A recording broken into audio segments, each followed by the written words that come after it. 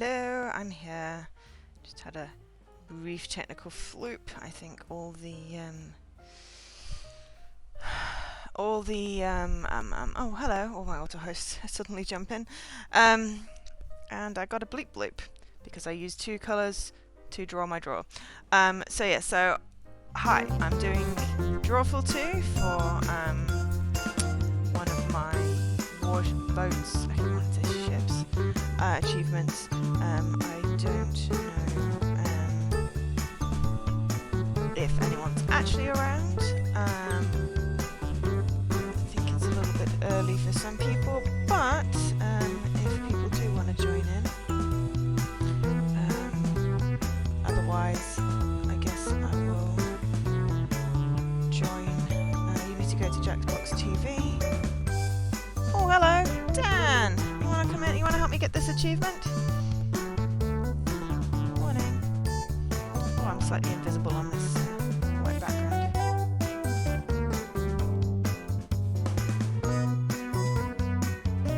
I have to get 3 corrects in a row, or someone has to get 3 corrects in a row. So, I don't know if we need 3 people for that. Or if you do 2 drawings, then that's 4 rounds. But anyway, if you don't know this game, you've never played Drawful before. Oh, cool. Well, if you go to Jackbox TV on your phone or other device and enter room code IYSX, then I'll teach it to you.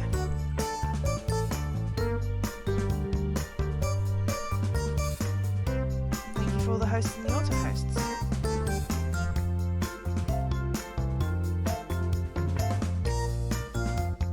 I just thought I'd do this one because it's an easy check, and then I've got another one I can check because I'm not entirely sure whether this down to, which I got my hit on Lake Ridden thankfully after 4 hours of streaming it.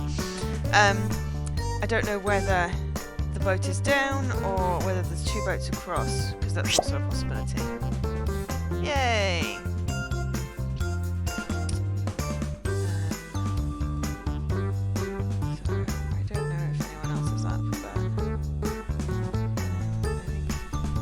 Jesse joined, but as it's 6 AM, it's possible his computer's just still on.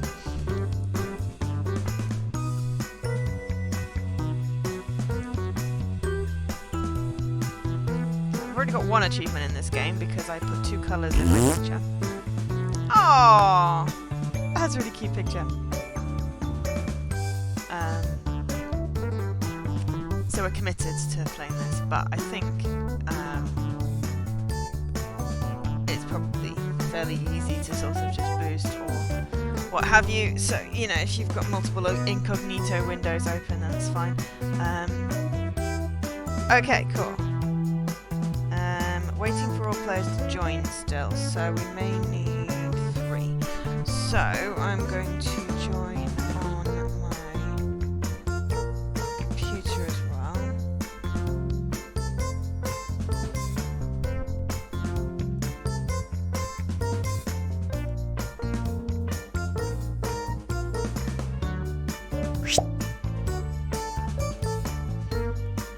Where are we drawing with 1 finger on a mouse pad? Right, so we need 3 people. Okay, that's fine. So I'm going to be in there twice. So everyone's in. 3, 2, 1.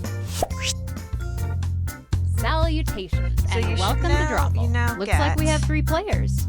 Not a raging party, but less people means you get to do more drawing. I'm gonna get this thing started. You now get to do a drawing based on If you look at your devices right now, you should see a secret prompt just for you. Things that are kind of weird, like slam poetry or haunted bread box.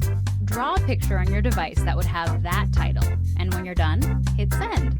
You'll get points for each player that can correctly guess your title. So go! You get to do 2 pictures. Hello! Which of course I'm drawing with a mouse. But we're trying to guess.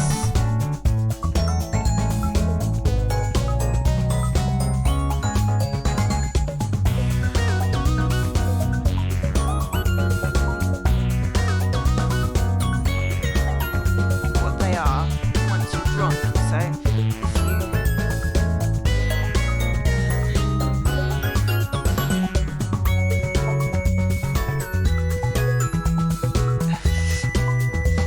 just sort of draw it the best you can.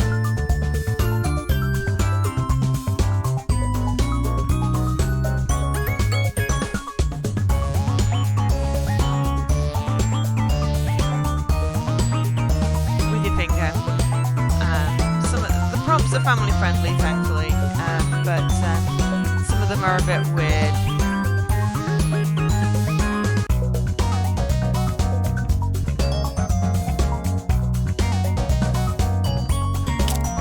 Great! All the pictures are in. So now we get to guess. Now, use your device to type in whatever the heck the prompt for this drawing could be. You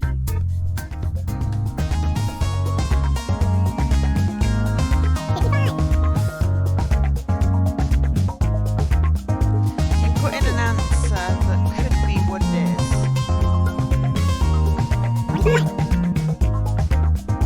And then everyone gets to vote on And what here are your the choices. One of them is the real actual title. answer is.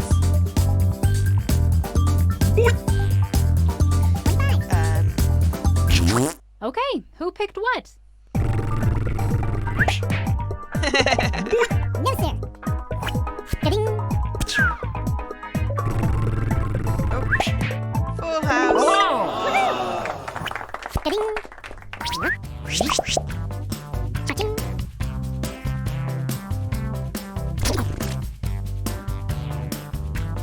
So, yeah. It's just sort of silly. Let's take a look at our next drawing. Type in a title now.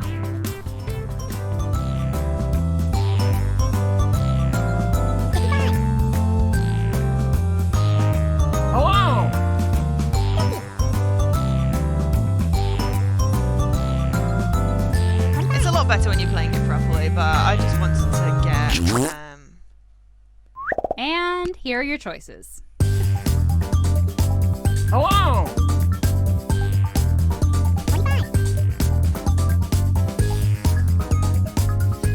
Your two opponents may be colluding. Yes. And here are your picks. Yay! How the hell did you manage to guess that? Cha-ching.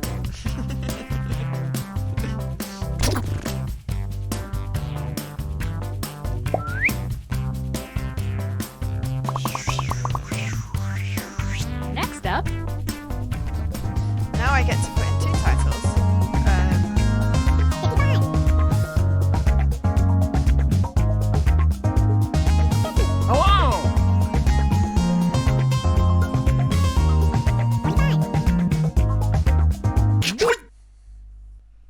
and here are your choices. Oh my god. Well, I'm gonna. You don't know what this is and you drew it. Okay. Well, I'm gonna go with the one that's not one of the answers I put. And here are your picks. And hope that it's right. Yes! It was right. Cha-ching. Speak. Ding.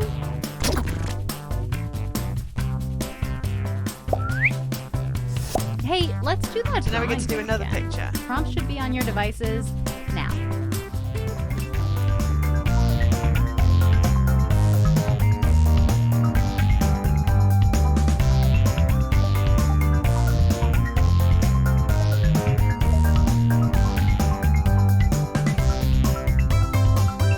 Oh god.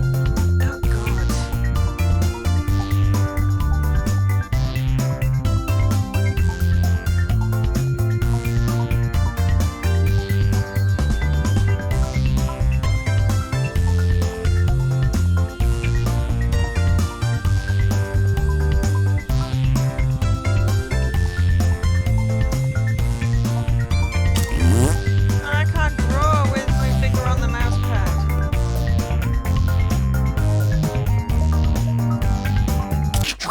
All right, your drawings are in. Let's take a look.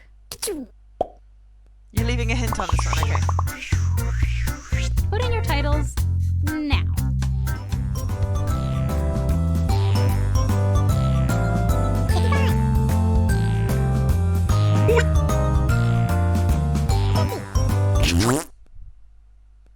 Here are your choices. I like huge mistake. 45. Let's see what people picked.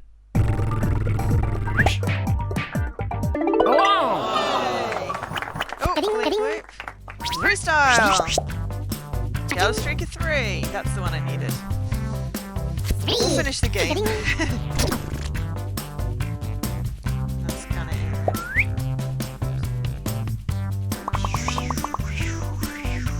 And now, this one. Hello! 55.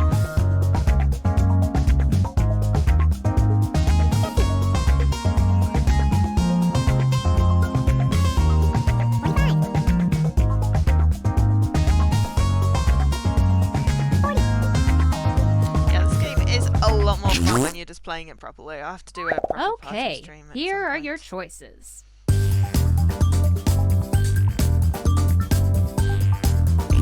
Hello! And here are your picks. Yay!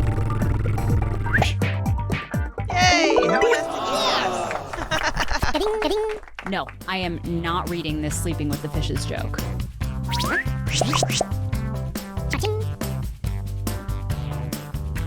Speak. Ga-ding. How is my alternate ego winning? Enter your titles now.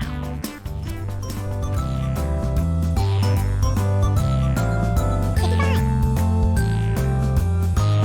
Hello! 50. And here are your choices.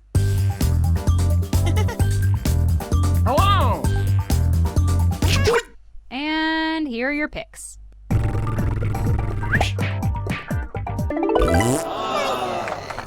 Ga-ding, ga-ding. Hello! Yeah, how the hell did...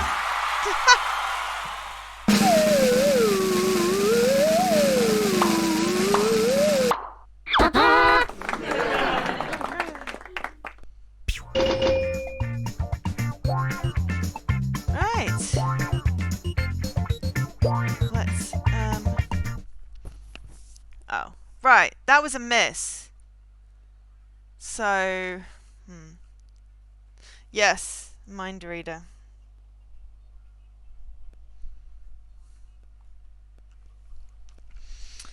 Okay. Alright, that is that out of the way. Right, okay, so that was a miss. So, okay, I don't really want to have to play Final Fantasy. I don't want to play Final Fantasy. Not on stream anyway.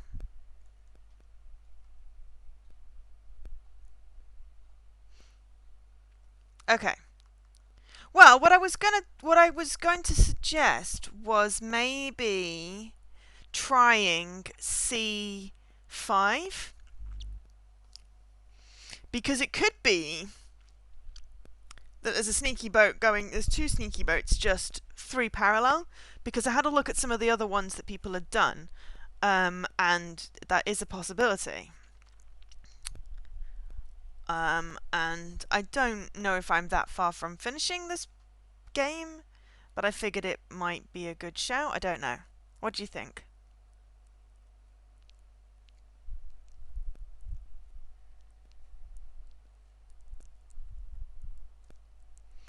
C1 or D1? Okay, black square or black square? Oh, Call of Cthulhu or finish Limbo?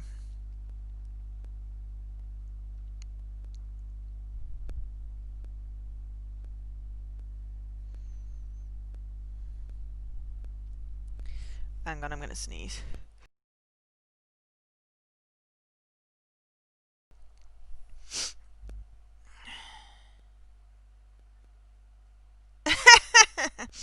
Yeah.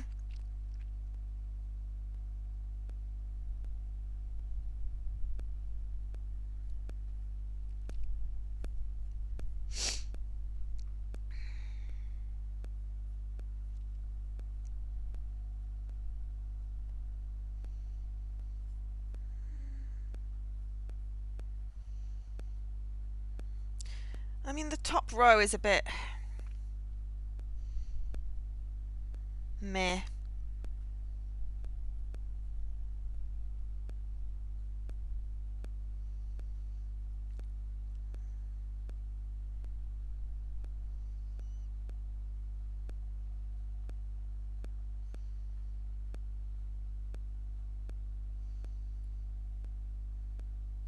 I mean, what's F5?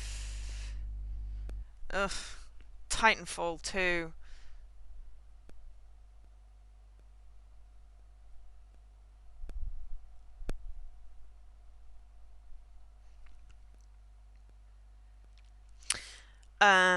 It's Titanfall 2. The only reason I'm going, it's Titanfall 2, is because I managed to get myself into a bit of a chapter with a really shit weapon.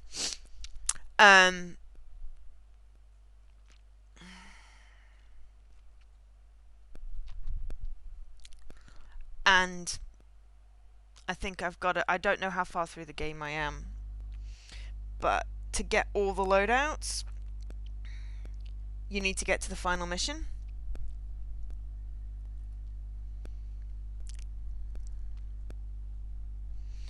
And I'm as far as powering the beacon, definitely, but I think the next level...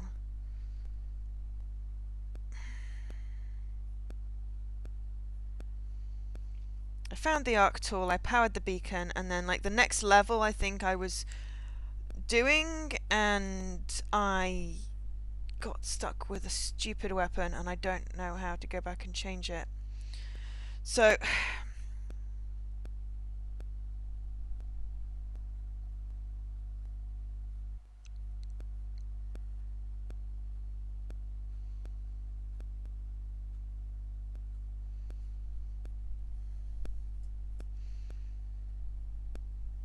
So I'm somewhere in mission 6, and I need to get to the end of the game.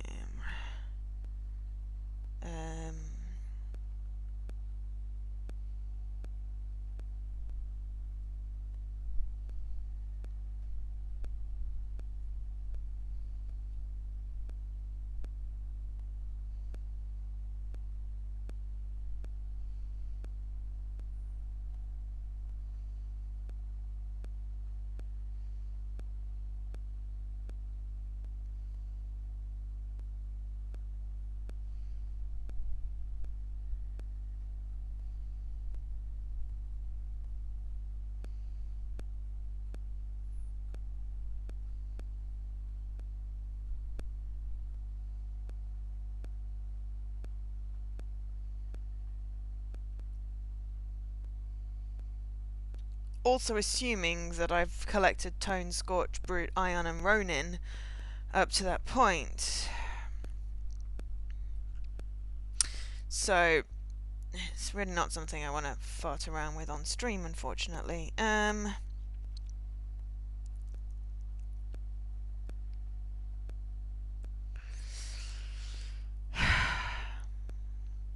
Limbo. It's got to be Limbo, hasn't it? T2 Kentucky Road 0.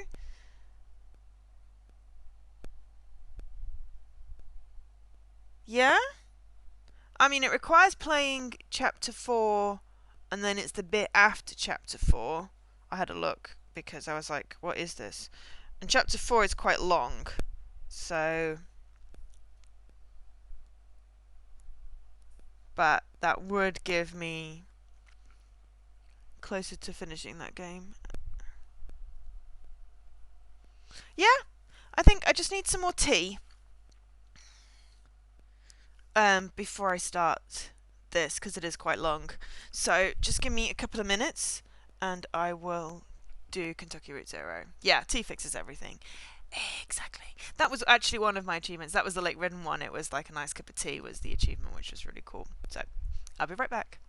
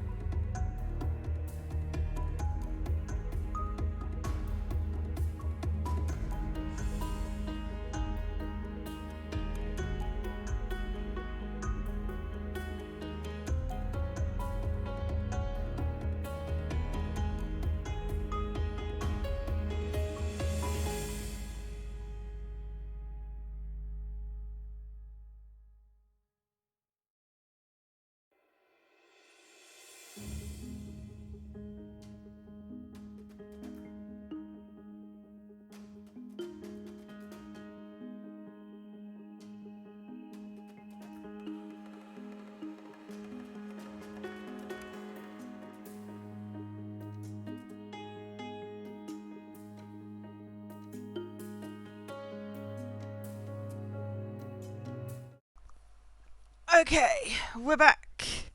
So yes, we have tea. Everything's good. Press any button. I did press a button. Didn't register. Okay, so yeah, I enjoyed doing this one. We started it for crab. So yeah, we're at the end of Act 3. So we should be starting.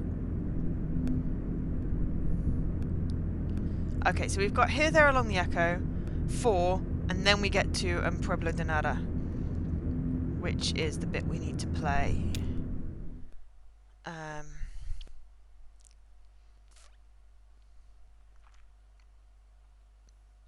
These little interlude bits are weird. They're like little plays, I think. Oh. Okay, so I need to dial 2 7 0 3 0 1 5 7 9 7.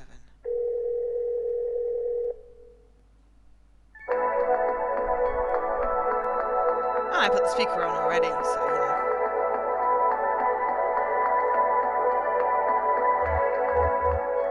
Hello. You have dialed into Here and There Along the Echo, a guide to the Echo River for drifters and pilgrims. This guide is a public service provided by the Bureau of Secret Tourism.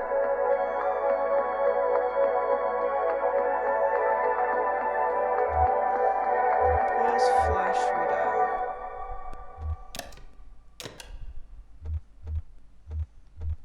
For a menu of our resources, press 1.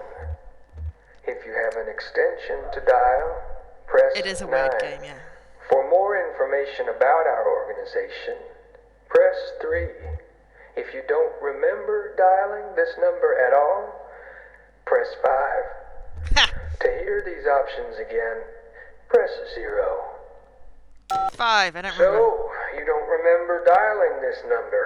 You just sort of woke up with the phone pressed to your ear, ringing on the other end. Or maybe you thought you dialed a different number, but your digits betrayed you. Or there's a faulty connection somewhere out there in that spiderweb lattice of phone cords that covers all of creation.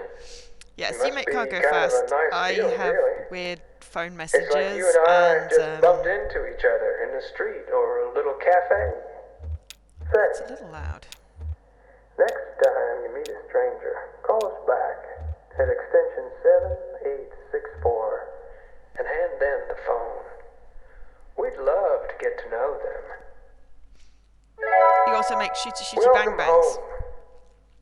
For historical sites along the Echo River, press 1. For a catalog of subterranean birdsong, press 1. For help identifying something that's happening in the dark, press 2. If you are hearing organ music, press 3. To return, lucky you. Does it sound like this?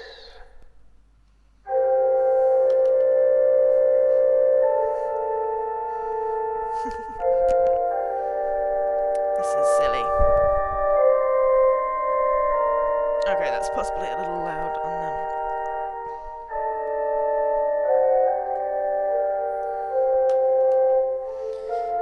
I don't know whether the balance is very good on this. It's very hard to see.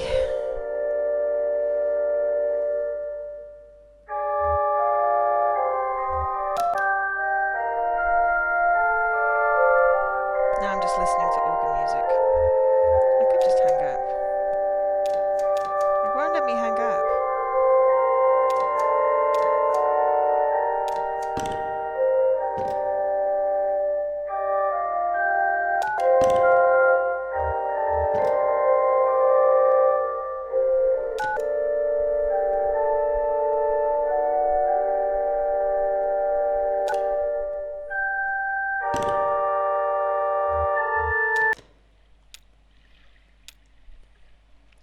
Ready to go? Let's go. Let's go. Awesome. So that was... just had to hang up. Here and there along the echo. Complete here and there along the echo. Right, now we get Act 4. Which is apparently quite long, so... where did we leave? We had the... oh, what the... oh, that's an elephant. That's okay. Or a mammoth. Oh, it's a mammoth. So, there was a bar with...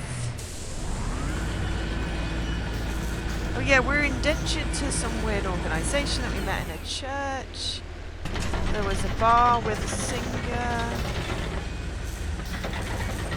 Right. 5.4. Context backlash. General wear on the gestural gear mounting apparatus 5A-1 may result in undesirable play between teeth in the context and history state machine gears, causing stuttering, slippage, resetting, skipping. This is not at all helpful.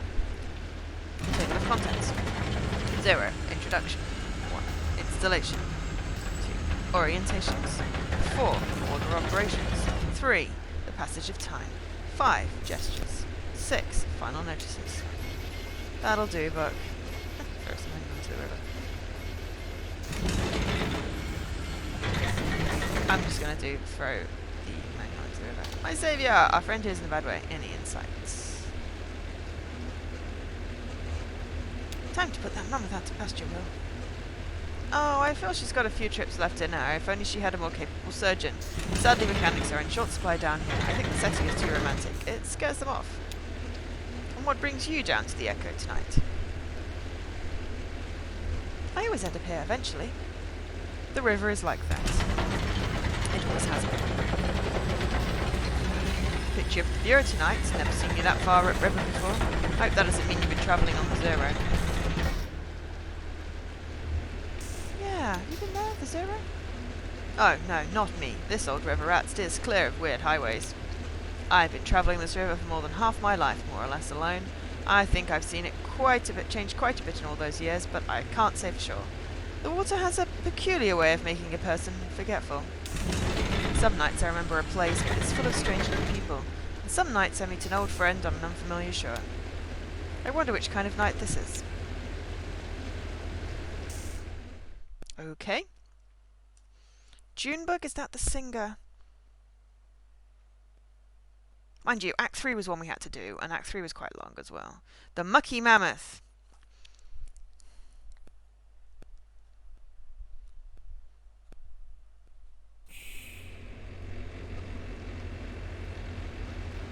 Well.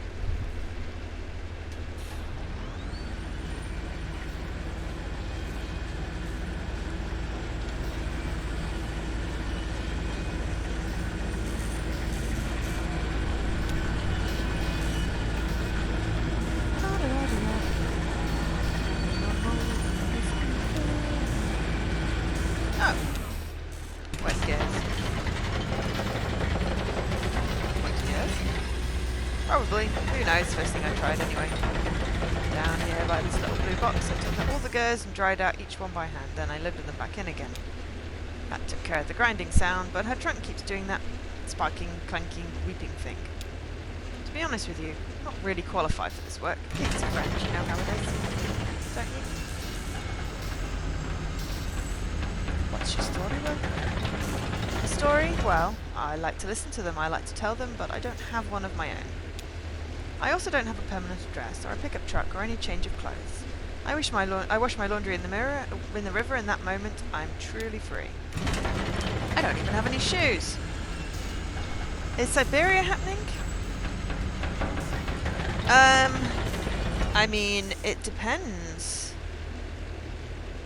Is that a boat? I mean, it is happening at some point, because I need to finish that game.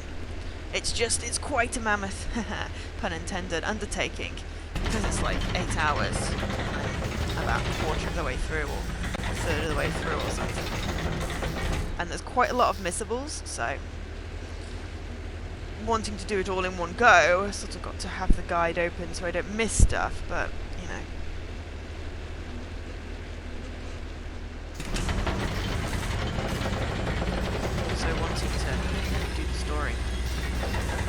enjoyed the first two. Kind of interested to see where it ends, but it went a bit weird, you know. The game starts when you're in a blinking asylum or something, so, you know. That's bizarre. But yeah, if it happens it's a boat, then it'll be done sooner rather than later, and, you know, I mean, I'm not fussed about my ranking on the leaderboard, so I'll probably use this board just to figure out clearing up some things. I mean, I want to finish Mechanical, and I want to finish Your Toy, and Siberia, and Ken Follett, and all kinds of stuff, but it's a case of figuring out what I'm doing when. I'd like to get some completions to get my percentage back up.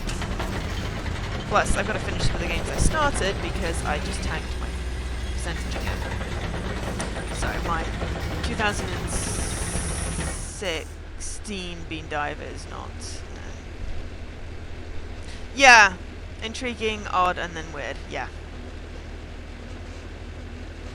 Oh, I've got 3 on disc, so, you know, when I finish it, I'm happy to send it to you if you want.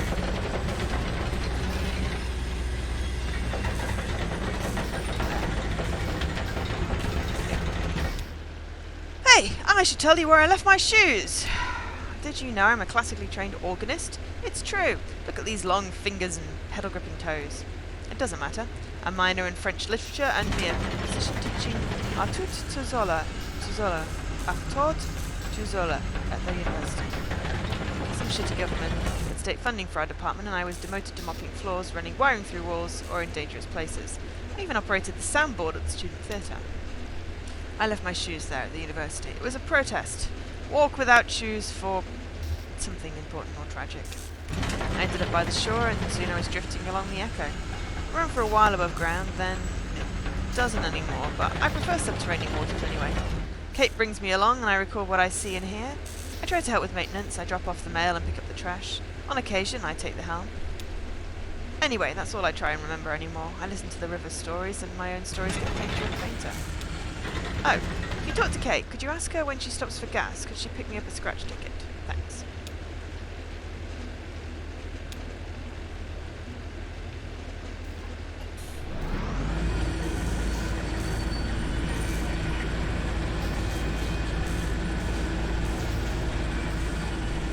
So I turned from Junebug into Shannon? I'm a little confused. How's that cold water spray treating you? I thought I saw you squinting. It's hard water, you know. Hard on the eyes. It still irritates mine a little, and I'm piloting a tugboat through it 6 nights a week. Don't be too shy to close them in public. Your eyes are mean. People will just assume you're thoughtful. You need tea. So, bay bullet cap, definitely. Boiled lichen, maybe wolf tooth. Just kidding. Caterpillar fungus, licorice, ginger, and dried spring. Agaricus. How far are we from Dogwood Drive? The Echo's dicey tonight. Bad luck for you. Expect waves and diversions. Dogwood Drive is by the Silo mail stop, but we may need to spend some time on the indirect route before you hit Wishtopper, okay? There's other business. Mail to drop off, garbage to pick up, and a few favours to execute. All dotted along the riverbanks from here to there. I hope you enjoy the trip on our little mammoth. Take advantage of all the amenities. Fresh air, cosy bunks, hot tea, the video room. There are some pretty interesting tapes down there, actually. Unusual, I mean, weird. Watch out, that VCR doesn't take your hand off, though. It's untrustworthy. Ooh, what's on the VCR? I could take a look. Oh, please do. I don't know anything about electronics. Maybe try fidget tapes. You'll get the picture. I saw you talking to Will. He's an old friend. Don't be fooled by that burnt-out aura. He's a smart and kind man. I think his only vice is those silly scratch tickets. Speaking of which, we're coming up on our next stop shortly. Refueling and picking up a few things. Oh, hi, Superboy. Well, eyes on the road, huh? Okay. Ezra runs up to Shannon. Whoa, slow down. It's slippery on deck. Do you have batteries? Yeah, of course. What for? Shani said I could use his tape recorder, but it needs a battery. Oh, fun. Well, Shannon searches her pockets. Here's 4 different kinds. Surely one of those should fit. Thank you!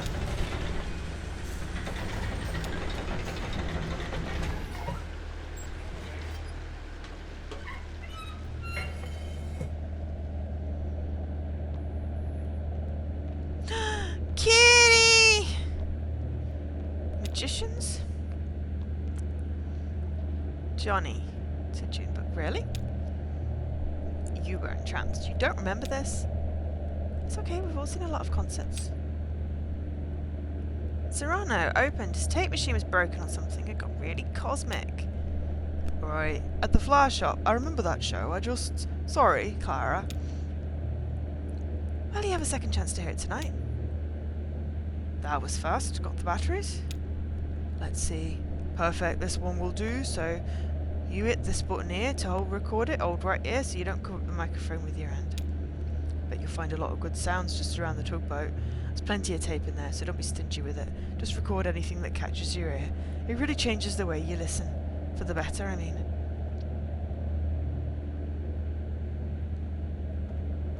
Are you playing a concert tonight? I could record that. Yeah, Clara here came all the way from Lithuania just to do this Echo River gig. It's a tour. Tomorrow, I'll be in Nashville and then Atlanta and then over to the coast. Brutal. Well, we're lucky she's making a stop. Johnny and I saw her play once and I remember loving it. And Johnny was moved. Speaking of Serrano, it's his night at the rum colony.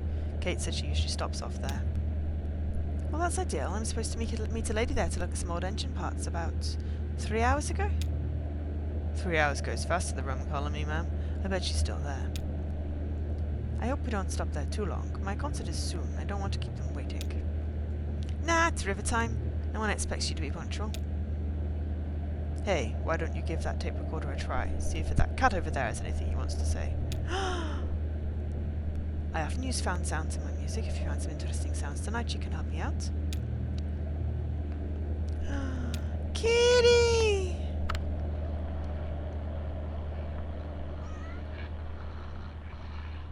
Oh god, now he's losing an arm as well as a leg. There's a fly buzzing around.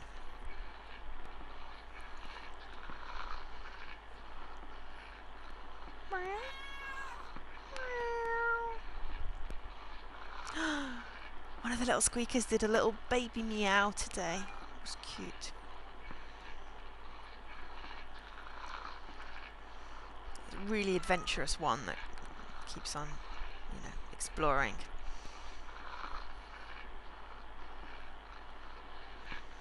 Though I did dream last night that I was looking after the kittens, and then suddenly there was a fourth one. But it was like a little, it was white and ginger, but like white and ginger, it was calico basically, but really white and ginger, like unlike Zorro, who's like really like dark calico. But the other three little squeakers are black and white, like tuxedo type cats.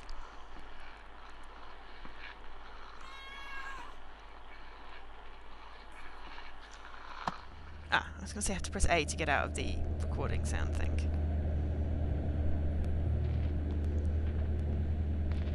Alright, so his leg got squashed, that's fine, but he's losing his arm as well now?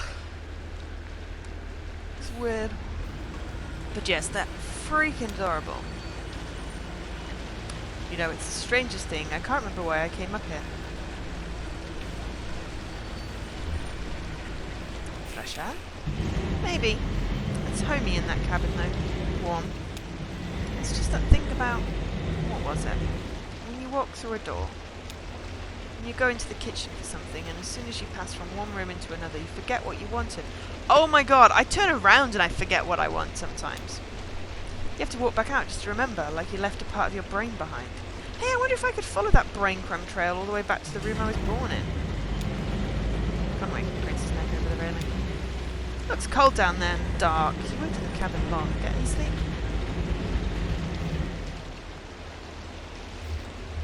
I had a way to be. Yeah, that's when you get the strangest dreams, when you nod off, right? Just kind of dip your toes into sleep and some weird image floats by and takes a nibble. He's over the railings and looks at the river below.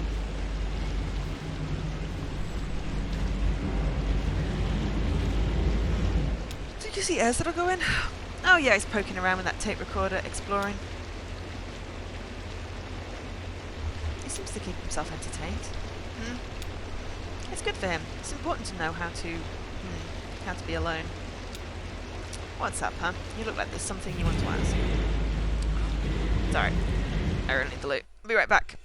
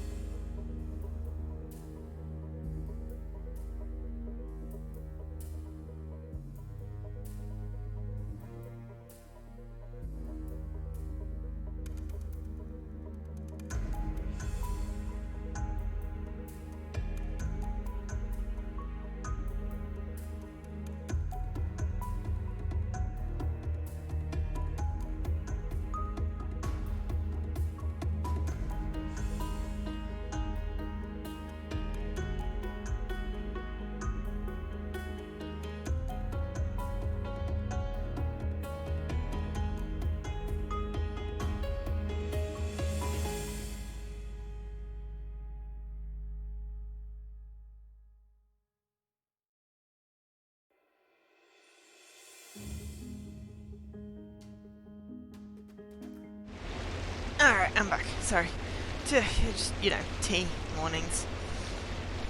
Still morning, I can say that. Fine, you can ask it one question. Do you really have to go to work at hard times? Didn't seem so bad, did it? It's a way to live. I mean, rent a bed, eat at the cafeteria. Not like I have a choice. I think you do have a choice. I've got to repay my debt. Hell, I should be grateful for the opportunity. If you want to die with any dignity, you've got to settle up. That's why it's such a damn shame when people go so... Yeah, the hard times thing is weird, but they seem to own his leg, and now his arm. I don't know why. That's probably, like, interest or something. Ooh. Going underground. I mean, I know this is a weird game, but this is cool. I'm sure I talk too much. Everyone on this river does. The problem is that we listen twice as much as that. We're only telling you half the stories we hear. Kate told me that I ought to have been a photographer. She says, we have an uncanny way of having been in the place at the time the thing happened there. And that's the hardest part of taking a photograph anyway. Nice of her to say, but it isn't true. Though I know just about every story on this river, most of them I've picked up second, third or fourth hand and so on. Listening, see? Now, I know what you're going to ask, so I'm going to answer it. Yes, I'm sure they're all true. I personally believe a story gets more true as it's tossed around from brain to brain, and the whole community brings their insight to bear on the brittle facts of experience. There are a few Echo River stories I witnessed directly. So that big owl migration passed through. You might have heard about that. I was there when the old train station flooded. I saw the ghost of Stephen Bishop brew up a batch of white lightning on a raft. Or anyway, I talked to a few sailors who'd recently crossed paths with him, and I suspect sampled his wares. One night when I was working on the Mucky Mammoth, we picked up a gaggle of passengers headed down to a mail drop by the silo of late reflections. I knew a couple of them in passing, a pair of travelling musicians who I often encountered on the river. The others were strangers to me at the time, a young woman, a small boy, and an old man whose name I didn't catch. Oh, and a smelly old dog. We docked at a gas station so the Mammoth could refuel. Yeah, so you have to play this one twice for an achievement, but because you can make other choices that I guess affect the game. But we're just going to play the game through once, and then we'll have to replay chapters anyway. Ooh, Ezra stayed on the tugboat and looked around the map room. Excuse me. Hi, Alkesh! Act 4, Scene 2. I don't know how many scenes there are in this. Let's have a look. Because sometimes it says how many scenes there are. Like with Act 3 it told us, so we had an idea. So it's like one time you have to play the game on a Tuesday for something. So, Act 4 does not have... Oh, there's a walkthrough. Act 4. Let's quickly skip to the end so I can see if it says how many bits there are.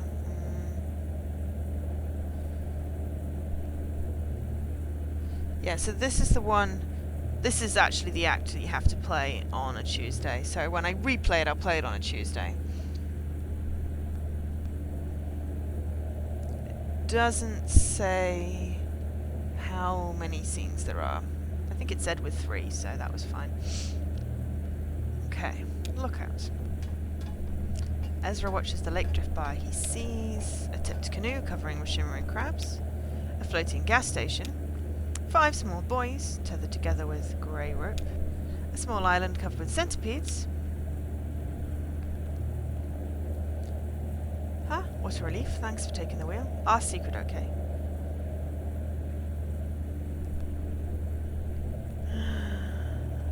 What does this lever do? That controls the winch if we need a little more slack on our haul or something. I should have probably explained that to you earlier, huh? Looking outside. Oh hey, there's the gas station. I was hoping we'd see cross paths soon. It just kind of drifts around, you know, you never know where you might meet it. As you can see by this dial right here, our fuel situation is pretty desperate. I have a bad habit of letting that Neil spend a lot of time in the red zone. We should only be docked at the gas station for a few minutes refueling. You may just want to stay aboard. So, you like boats?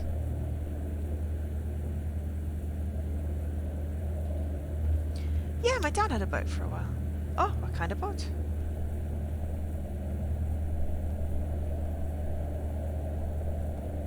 Small boat with a motor. You could fish on it at Pay Lake. Ah, I see. So this one's a little bigger, huh? Same idea though. So what else did I neglect to explain earlier? This area here is called the wheelhouse. All these gauges and controls help me understand what's going on with the Mucky Mammoth in our hull.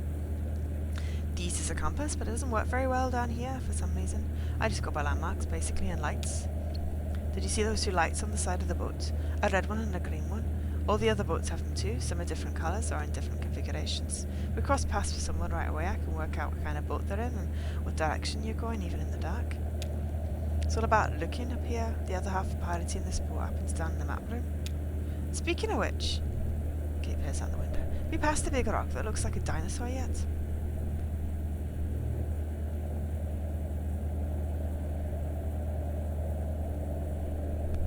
Ooh. No, but we passed a huge cliff with a bunch of word painted on it. Ah, the story cliff. I don't know who wrote those words up there, but it's still a story about... well, it's hard to say exactly what it's about. It's a story for some people and animals and their adventures. Sometimes if I'm running out of schedule, I like to drop anchor there and read for a while. The nice thing about Story Cliff is you can start reading anywhere you want. There's no beginning or end, just a bunch of middle. That's weird. We should have definitely passed Dinosaur Rock by now. Okay, looks out the window. Ah, wait. There it is up ahead, see? Wow, that's my new favourite rock. It's great, right? What was your old favourite rock?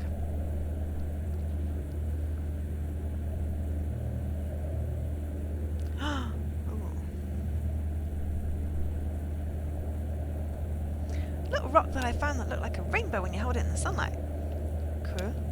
It's strange though, according to my charts, we should have passed Dinosaur Rock before the Story Cliff. But that's okay, sometimes the charts need updating. Hey, Will is down in the map room right now. Could you run down and help him adjust the charts to move the Story Cliff so it comes a little earlier on our route than Dinosaur Rock? The map room is down below deck on the lower level, right next to the sleeping quarters. I'll get on the intercom and let him know you're coming.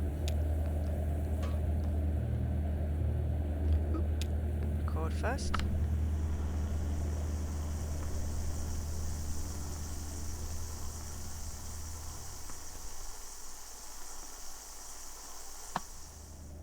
Okay.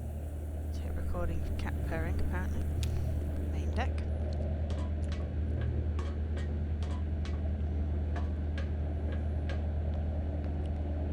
Oh, that might have been the cat purring. Go away. Unsteady theremin playing. Hey, what's up? You look like you're about to fall asleep. Nah, I don't think I could ever sleep on a river. You're right though, it's been a long day. I should maybe find some coffee to go with all this beer. Or just move on up to the real stuff. Doesn't weigh you down as much, you know. No, of course you don't. Hey, what am I talking about? Who knows? Okay, bye. Drunk dude.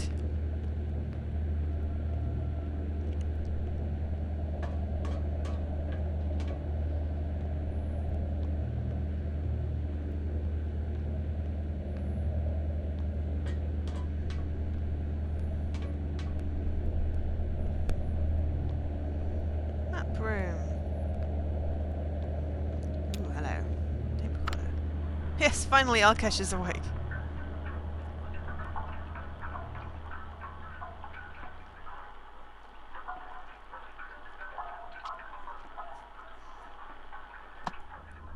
It keeps on saying tape recording of cat purring, but that was surely a boiler clanking. Well, salutations, small man. Kate says you have an adjustment for our charts. Good timing, I'm just checking my copies. That's how we keep our charts up to date. As we pass through a section of the river or the lake, I drew a new copy of the map and make adjustments for everything we see that doesn't match. Will points to a small drawing on the map. So, if this is where we have dinosaur rock marked now, this little dinosaur drawing, I drew that. What kind of dinosaur is it? Oh, you know, just a dinosaur. Will points to another small drawing on the map. And this here is where we thought the story cliff was, but now I guess we've got to move it back a bit. But how far, I wonder? Any ideas? Anything else you remember about when you saw the story cliff?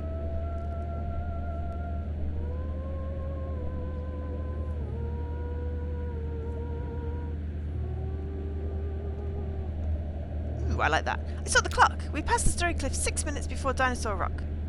That'll do just fine. So let's see, at our current speed, that would give us a distance of, oh, 1/8 of a mile, let's say. Unsteady theremin playing. Will measures along the charted lake with the divider. Somewhere around here. Good enough. That should do it for the new copy. Oh, I made some other corrections. Tucked in the banks a little, made this section deeper and left off a shipwreck that must have washed away, or been scavenged into splinters. Of course, it means a lot of clutter, all these old copies. Say, or gestures to a pile of old maps. I was just about to throw this stack out. Maybe you'd like it to hang on to. They're out of date, but they could be fun to look at. These are mostly river charts, I think. Take a look through and see if one of them catches your eye. Ooh, Ezra digs through the pile of maps. Ezra examines a faded old map. Faded old map. Yeah, turn it around, like... There you go. There's no real idea of north down here, magnetic or otherwise, so we just hold the maps with the current pointing down. The river curves clockwise around a few small islands. A notice scribbled along the margins. Islands just below the surface, only visible under bright light. They come and go, the islands, that is. I still mark them if I see them.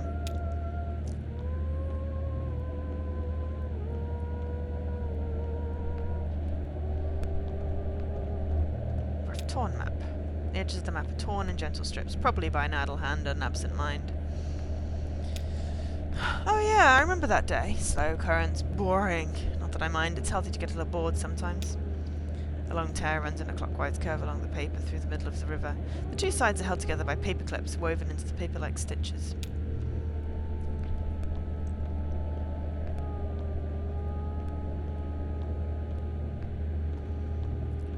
Crisp, clean map. That one I found wrapped in plastic, quite well preserved. I wrapped it up like that so the chalk wouldn't smear.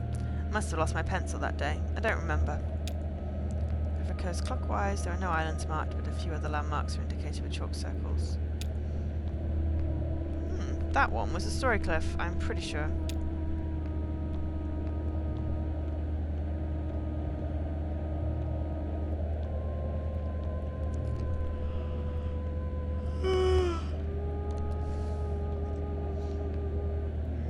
Torn map. This one. Nice. Well, thanks for your help with the chart adjustments. Our next stop is a bar called the Rum Colony. I guess you're not much of a bar fly, but you might like to run around on the beach. And the decor is, well, I'd be curious to hear what you think of it. I figured the paper clips might come in handy.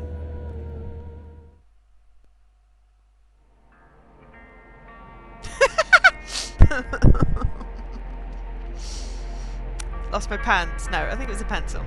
The gas station isn't anchored to anything, it just follows the current. We might run into it anywhere along the river. Kate just starts looking for it when she's low on fuel and the echo provides. It's not usually on the lake though, that was strange. Kate had a theory. She thought the rude weather upstairs was flooding the river and everyone headed down to the lake to ride it out on calmer waters. Anyway, my mechanical musician friends went ashore for a bit too, looking for some snack foods. Kate doesn't stock anything aboard the mucky mammoth that doesn't grow wild, and it's not to everyone's taste. Or maybe just to stretch their limbs and charge their batteries. They came back looking kind of confused though.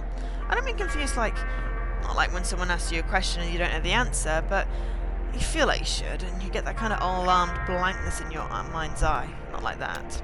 They look confused, like when you see two kinds of motor oil and they cost the same and you've never heard of either of them, and you read all the text on both packages, but all that new information just makes the choices seem even more impossible. You might be inclined to flip a coin, but how could you with something that important?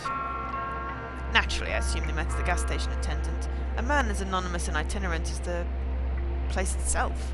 I assume he took their ear off, as everyone in this river does, but I know that fellow well enough to know he wouldn't want us reminiscing on him now. So they came back aboard, Mammoth refueled, and we ambled on towards the rum colony.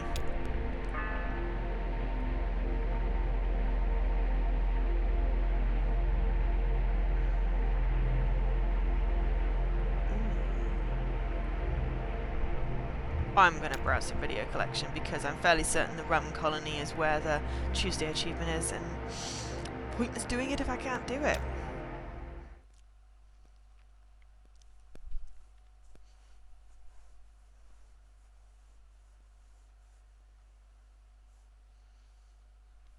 The Mucky Mammoth. All my scenes are just called the Mucky Mammoth because I'm just staying on the boat.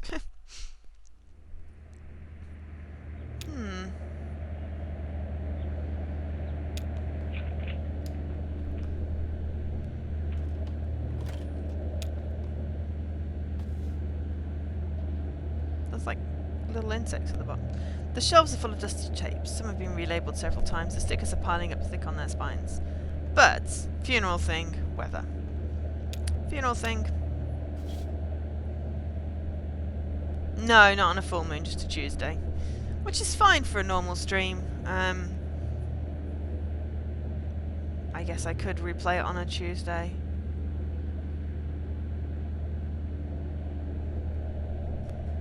As part of one of my streams, or I could just play it on a Tuesday. I don't know.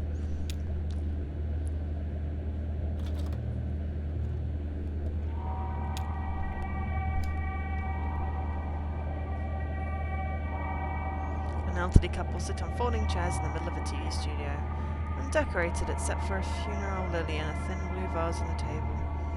The lights are a bit too dim to make out their features. She reads from a newspaper with unhurried efficiency. Gloria B. of Munford passed away on Monday at her residence. Survivors include her children Dakota, Montana, Minnesota, and Bobby, all of Munfordville. A memorial service will be held at 7 p.m. Thursday at Hattonhuffman Funeral Home in Munfordville, with cremation to follow. She never knew Gloria. He thinks he might have heard the name, wondering aloud if she ever worked at a cafe down there in Munfordville. The woman who ran that place was once called Gloria, or maybe still is. Take a call, someone who knew Gloria B. If not very well. The caller once installed a satellite dish at Gloria's house, a 900 square foot ranch-style home on 2 acres of dead end, backed by weeds and pine. When the caller mounted the ladder up to Gloria's roof, she slid open her window and tugged urgently at his pant leg. He followed her gaze behind the house to 2 wild turkeys picking through the weeds. Gloria and the caller watched, silent and still as the huge birds foraged obliviously into the trees. Then he installed the satellite dish. Sad.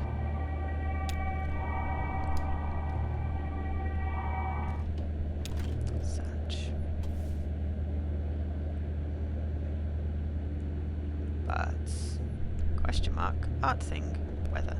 Question marks, obviously. Yeah, time-specific stuff's annoying. But, you know.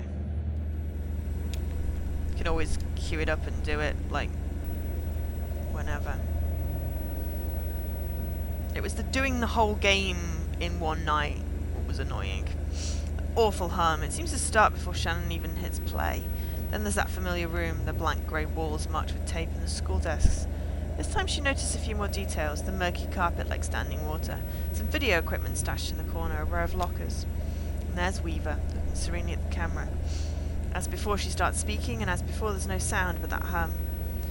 Shannon finds Weaver's words coming back to her as they appear in captions on the screen.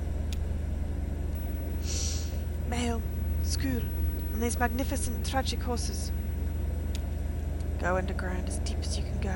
The air is cool and the earth is damp, and when you close your eyes, you're surrounded by the dead. Remember where that is, you'll find your way from there. I think this place is what you're looking for. Some of it would wash away soon, but I think you'll be happy here, even without the mail. Schoon. The text repeats for a few minutes and Shannon stops the tape.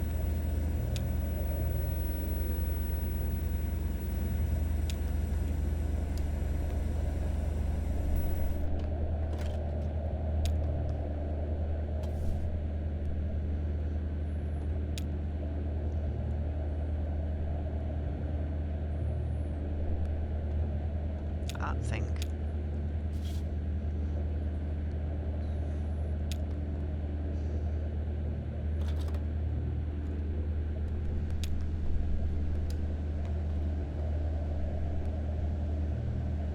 At first she thinks the video might be paused, but on closer inspection she can see the edges of the frame shrinking inwards around the chairs, desk, and loose grey furniture of a sterile waiting room.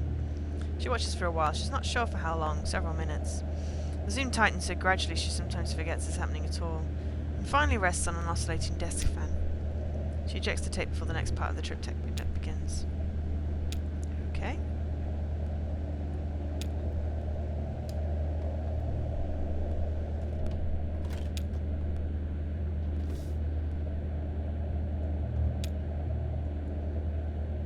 Ooh, trivia thing.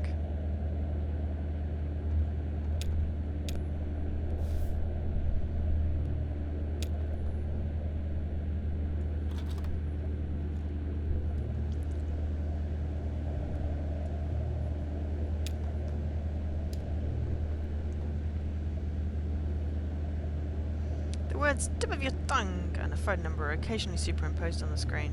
A few dozen people sit in bleachers shouting out ideas, loosely moderated by a short woman with a microphone and laser pointer. One caller is trying to remember the name of an old friend she hasn't seen in years. It starts with a consonant. It's full of consonants, actually. There may be one or two vowels. It sounds long, but she doesn't remember having had any trouble spelling it at any point. The friend had brown hair. It's probably not helpful. Another caller is trying to remember a verb that means to make oneself vulnerable. Something like to expose oneself, but not quite that. To become emotionally, spiritually vulnerable, like with a lover or a poem. The third caller just knows it was something he was supposed to do tonight. He offers some biographical background and narrative of his day. He's unemployed, has no real hobbies, and has already eaten. A few ideas from the bleachers. God, lordy.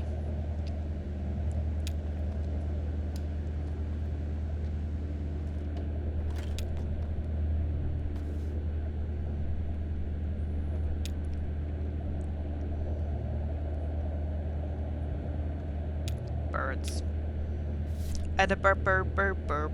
Burp is the word. A burp, burp, burp, burp. Burp is the word. A burp, burp, burp, burp. Burp is the word. A burp, burp, burp, burp. Early morning TV and road sounds. Bird and road sounds from the TV. Blue-black morning swings across the screen. The birdwatcher tramps through the dewy grass. He stops with a wet grunt and rests the camera on a pile of rocks. Birds. From a great distance, episode 12 appears briefly on screen. He twists the lens by hand, pushing the frame past trees onto the road and coming to a halt zoomed in on a fuzzy, fist-sized artifact resting on the momentary stroke of a telephone wire. Shannon and the birdwatcher observe. He breathes heavily and she holds her breath like she's afraid he might hear, afraid of distracting him or becoming discovered and contaminating his perfect isolation. Traffic picks up, indifferent, as the sky lightens. The black smudge in the centre of the frame gradually becomes more prominent, but never in any greater detail. What?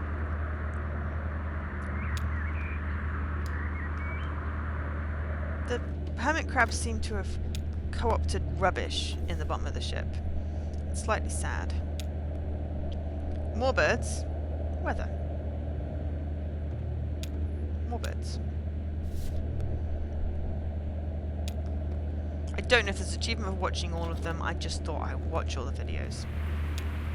Why not? Sounds of heavy rain from TV. It's raining heavily as the title Birds from Great Distances, episode 27, flashes on screen. She knows by the sound the volley of rainwater on mud, tree branches, the rusted bed of an old pickupin on the birdwatcher's own skin and hair. He swears under his breath.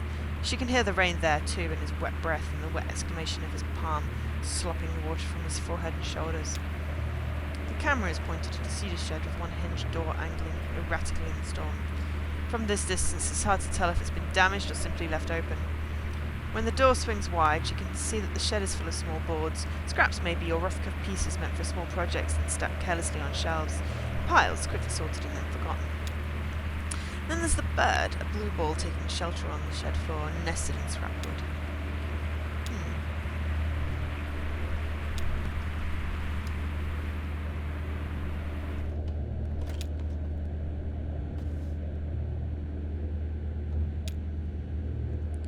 Birds again. Weather.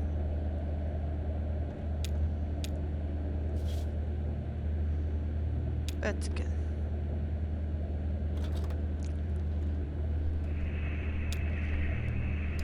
Sounds of cicadas. Video is black. Shannon only knows it's playing because of the cicadas. And then, birds from great distances, episode 81! The screen isn't totally dark, of course. It's what she thinks of as a video black. Deep mottled blue, noisy with magnetic decay, and the cottony limits of the camera's sensors. It's the black she sees before she goes to sleep, the night black. The eyes shut against streetlights black. She has more word for it than expected. She wonders what words the birdwatcher uses for it. She wonders where he is relative to the camera. Where the bird is, for that matter. Enough.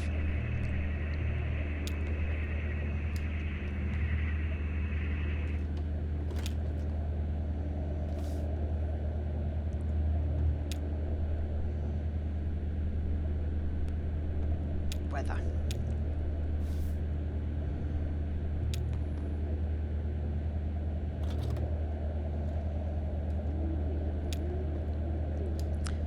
Indistinct narration from TV. The on-screen title identifies this program as the History of Weather, Volume 3, Drought. Over footage of a dry riverbed, the program's narrator explains the differences between modern drought and ancient drought. The narrator proposes that modern drought may hardly be considered weather at all, since the severity and behaviour are so influenced by human activity. Boring.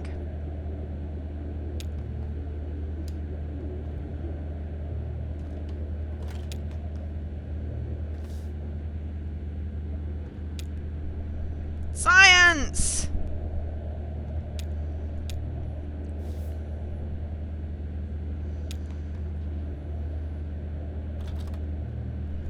At least it's not a full moon on a Tuesday, 'cause that would be bad. God knows how long I'd have to wait for that. It looks like Will, though so much younger, reclined on a sofa and taking calls. His arm, draped over the back of the couch, has a bottle of something clear. People call in with stories of their encounters with the supernatural. Will offers little commentary or response. He acknowledges them. Sometimes he interrupts to clarify and repeat something back to them. Mostly he just listens and pulls from that clear glass bottle. A handmade banner struck above the couch reads, "I believe you." Well?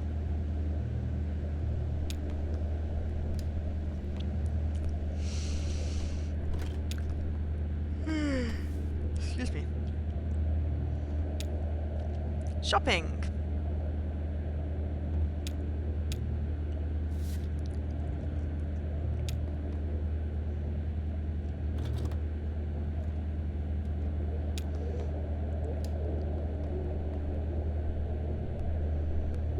A woman sits at a card table with a lamp, notepad and beige multi-line telephone.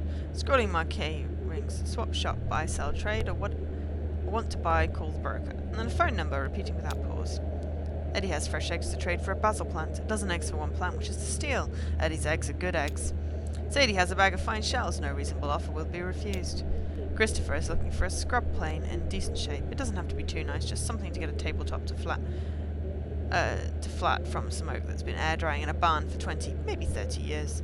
And while it's true he could get the job done without it, since he's got a nice heavy jack plane his grandfather used to use, he just as soon as not fuss with grinding a camber onto it. And anyway, has a little extra capital from a swap earlier in the week and wouldn't mind putting it down on a decent scrub plane before the cash burns a hole through his pocket. Carla is looking to trade typing services for calligraphy services, or vice versa. The broker takes notes and switches lines but never speaks, drunk on the hum of commerce. Fun.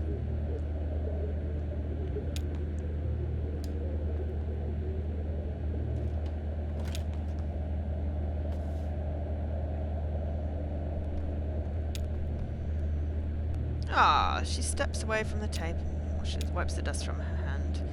Go back to the main deck. There are no more videos, and no Chivo, never mind.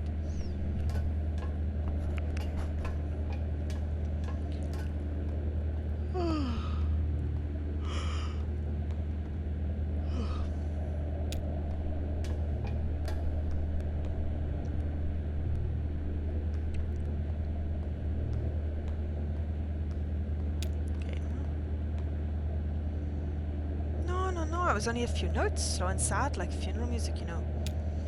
I don't remember it being sad, just simple and unburdened. Maybe that's what funeral music sounds like to me, unburdened. Oh, hello. Kate and I were just trying to remember the Mammoth song. But neither of us have heard it for years. Will just found the mechanism. In the mammoth's belly, hidden in gritty matted fur. It's like a big music box. A slowly spinning cylinder covered in metal pins that pluck her dulcet guts and pump the bellows in her bowels. Ew. Some of the pins are rusted and worn away. Easy to replace if we can ever remember what the notes were. Did I hear you browsing the archive next door? Find anything good? I found something pretty unsettling, actually. Oh dear, I don't even know what's going on half of those tapes anymore. They used to all be movies and that kind of stuff. I like nature documentaries especially. Some people left whole movies or little art videos they've made, but that damn VCR devours anything you leave in it. Just switches into record mode at random, I think, and picks up whatever's coming in over the antenna. Of course, the only station we get down here is that WEVP community television, you know. They've got that show with a gentleman playing banjo in his birthday suit. I'm sure you've seen it. Oh, yes. And if there's no tape in the machine when it tries to start recording, it makes this awful sound. I put in a squeaky toy in a food processor. I can hear it above deck. Awful. That's why I put the sign up. Please do not rewind after watching. At least that way nothing gets taped over anymore.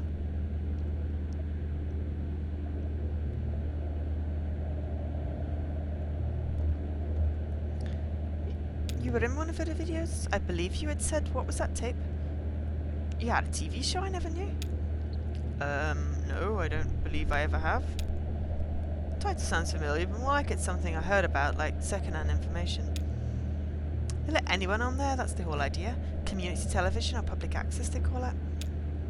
I would say it's possible I did the show you saw, and then forgot. Wouldn't be the first time. The studio... No, I can't say that I remember where WEVP is, sorry. You should meet Dashiell. He did a lot of volunteer work for WEVP in the early days, wiring up antennas and relays and stuff like that. I think you two will have a lot to talk about. He works at the telephone exchange. No, I'm afraid he's been let go. Oh yeah? That's odd. He still takes the ferry to work every day. I'm sure he's at the telephone exchange right now. In fact, I dropped him there a few hours ago. We're stopping at the telephone exchange again shortly to deliver their mail and pick up their trash. We should go show him we do ask for Dashiell. Okay.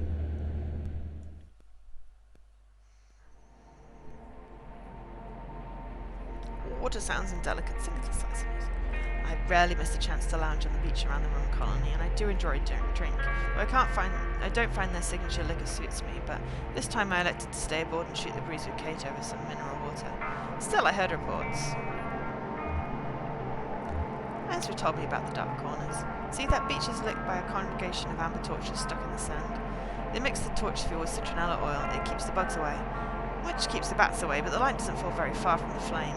The result is shadows and sandy echoes, and that's the part Ezra wanted to talk to me about. He said he found a treasure, and knew better than to pry.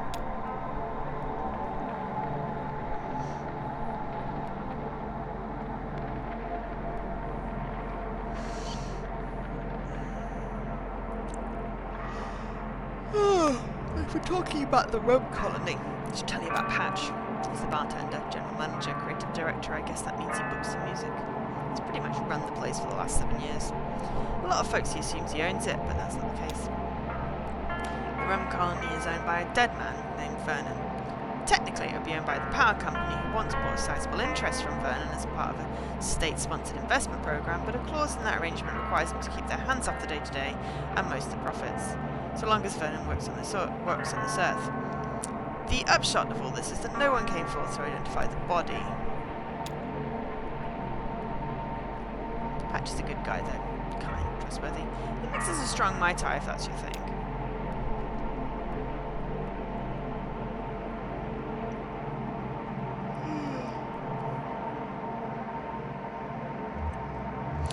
Clara, Kate and I stopped to do some business by telephone.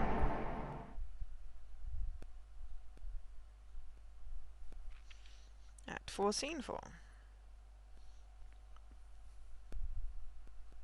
A phone.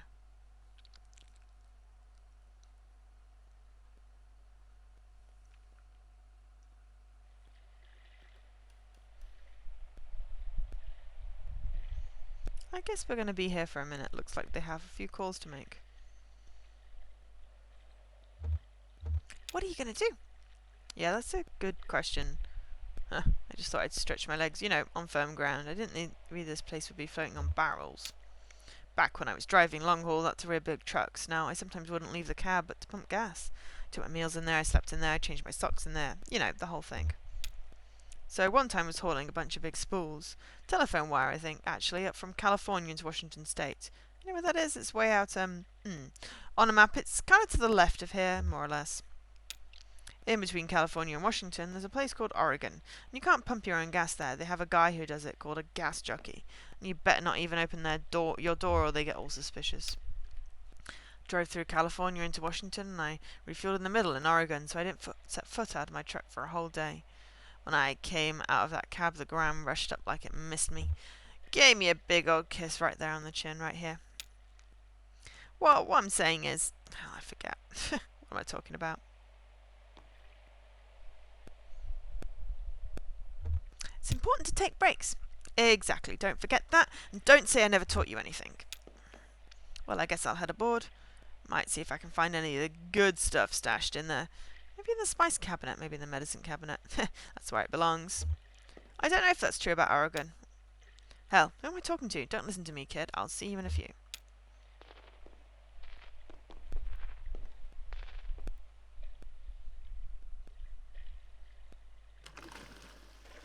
Did you just get in the water? He's swimming back to the boat. What the fuck?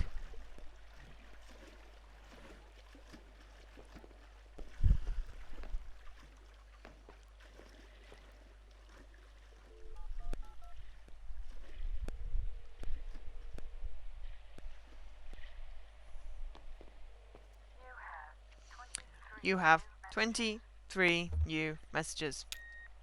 I remember going to a house in Aroostook County, Maine. I was 2. I remember going to a house in Aroostook County, Maine. I was 2. We were moving. We were driving up in a white Nissan station wagon with faux wooden paneling. It was the first time that I'd seen the house that I was going to live in for the next 7 years. It was the first time that I'd seen the house that I was going Being washed in the bathroom sink. I was just parking my car. I had to parallel park it. The street that I live on was full. I just got cold today. The first time in a long time, so I had the heat on. Whenever you have the heat on in an old car, it definitely smells a certain way. It smells kind of like... You can smell that it's hot. You can feel it too. The smell is from the car itself, like from the engine. There's been a lot of smoking going on in that car, so it's not exactly a pleasant smell. But it's definitely strong and it's definitely there. With the windows down, you can also smell that it's cold, so you get both. That feeling together is super familiar. You've been in old cars a lot. Anyway, I was parking and I had to go in and out about it like 3 times, but when I finally finished parking it was perfect. Both wheels against the curb, and that's when I had the double memory of when I first learned how to drive and my mum taught me how to parallel park. And she told me the story about when her dad, who was a motorcycle cop, taught her how to parallel park. Every time parallel parked, he would take out a dime, and if he could fit the dime between the wheel of her car and the curb of the street, then she had to do it again. She didn't do that for me, but every time that I got upset about having to do it again, she would tell me that at least I didn't have to be a dime's distance away from the curb. I learned how to drive in the fall, and I got that smell a lot during that time. I don't know where my mum learned to drive. Oh, you know, probably going to school. I can't sleep because the trees are scraping against my window and it reminds me of a tongue scraping against my skin. What? I'm about to cross an ocean and I worry about my dog. I can't sleep anywhere near a place where gas is sold, not when it's being sold, when it's not being sold. It was tough to hold on to the snake, but yeah, my hands are pretty damp. I remember the number 10 in a flashcard with a turkey on it. It had a yellow background. The frogs are too loud!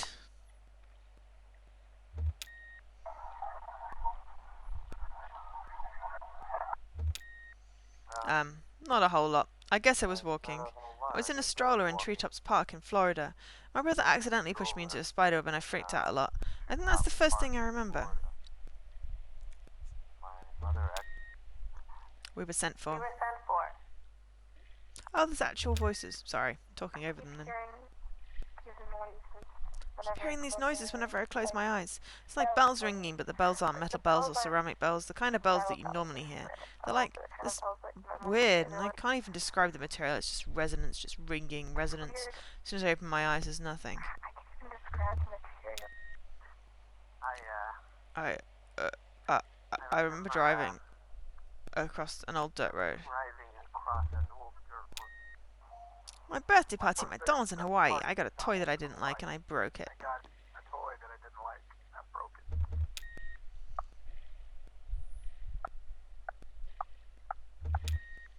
it. Getting caught by my neck in the jungle gym.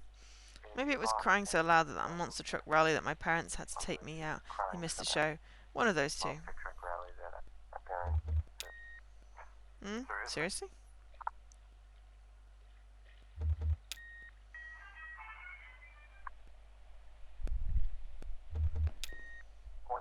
Whether I wear boots or sneakers, my feet always feel damp, cold and damp. Always feel damp. Well, I was hoping you'd be able to tell me why I can't sleep. It seems like it's been a long time, and it seems like it's time to sleep now. A long time, and it seems like it's been End of messages.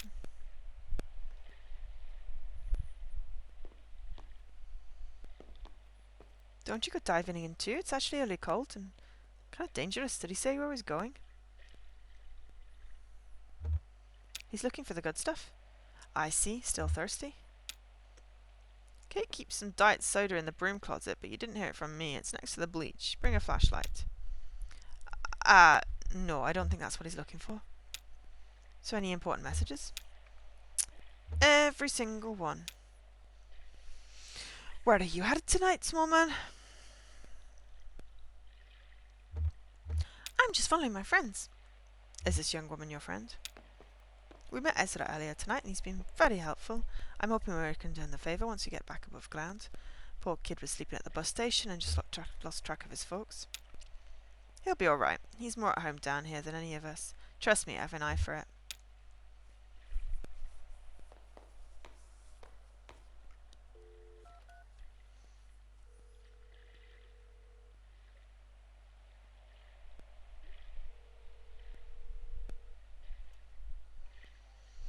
Kate, thanks for calling. I hope I didn't wake you up. No, I can't really get comfortable enough to sleep anymore except in the car.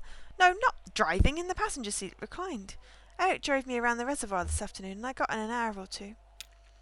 I couldn't get settled in bed, so I was just watching TV, some cooking show about high-concept junk food, and everyone from my high school chemistry class was there, making cupcakes out of old bicycle parts. I think I might have dozed off a bit, actually. Honestly, this baby can come out whenever he wants. I'm completely over it. Don't rush it. Just try and get some rest. That's what Eric says. Haha. I guess it'll happen when it happens. I mean, obviously it... Ugh. Whoa! God, the phones down here are such a mess. Hey, Kate, I really appreciate you checking in. I have your pager number, and so does Eric, just in case I'm too, distracted or whatever. I'll let you go. I should try and eat something.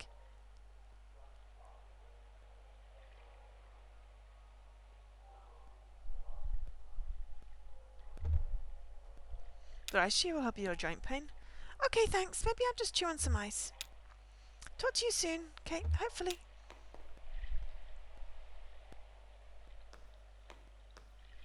Just checking in on the client. Did I mention I'm a birth doula?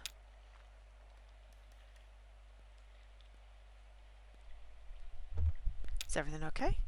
Everything's great. It sounds like she's ready. Some women just know. It's amazing. Others are caught totally by surprise. Wow, how does that fit with being a tugboat captain? Some women choose to come labor on the boats, actually. For the rest, I have a backup, just in case I can't get back to dry land in time. Been lucky and only had to lean on a handful of times. Out of several hundred births, you never believe how many people are just born all the time. Your friend went back aboard. He's been drinking a bit. Oh, I should have pointed him towards the head.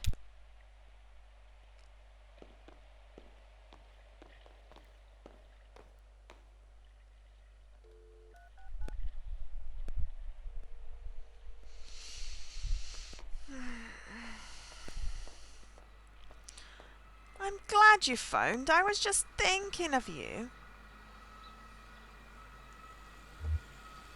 Sorry I didn't call this week. I've been travelling constantly. That's fine. I visited the hospital yesterday. I went to visit Andreas, but they moved him. Now he's in hospice care facility run by some old Polish nun. Everyone says it's very nice. I asked them about visiting, and they said he didn't want any visitors. He's just been stubborn. Yeah, it's typical of Andreas. I was thinking maybe if you came to visit, he would see you. All those afternoons, you two would go drinking beers by the river. Don't you think it would mean a lot to him if he could say goodbye to you in person?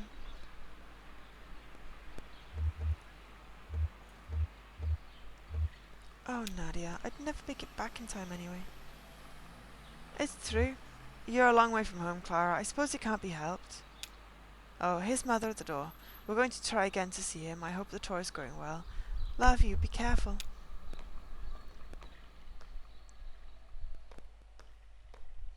My sister, back home. She's very depressing to me this morning.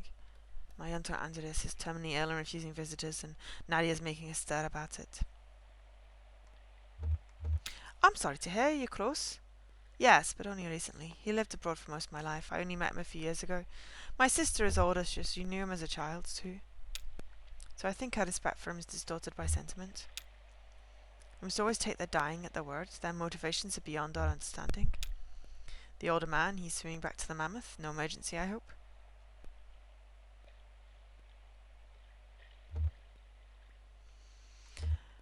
Oh, I hope this paper. It's been a busy night. He's writing a letter. Ha! I hadn't heard that euphemism. Must be Lithuanian. Brandon. I don't suppose any of you folks are headed past the Bureau of Reclaimed Spaces. Not on this run, but we'll be coming back this way in a few hours. Well, I may still be here then. It's no big deal. I'll just hang out and read or something until it's time to head back to work.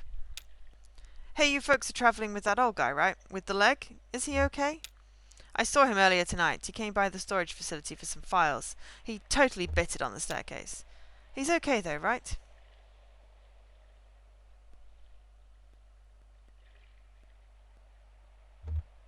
I think so. I don't know him too well. He's a passenger. Hey, cool. Hey, I guess he's well enough to swim. Well, have a good night. Or, morning. Almost.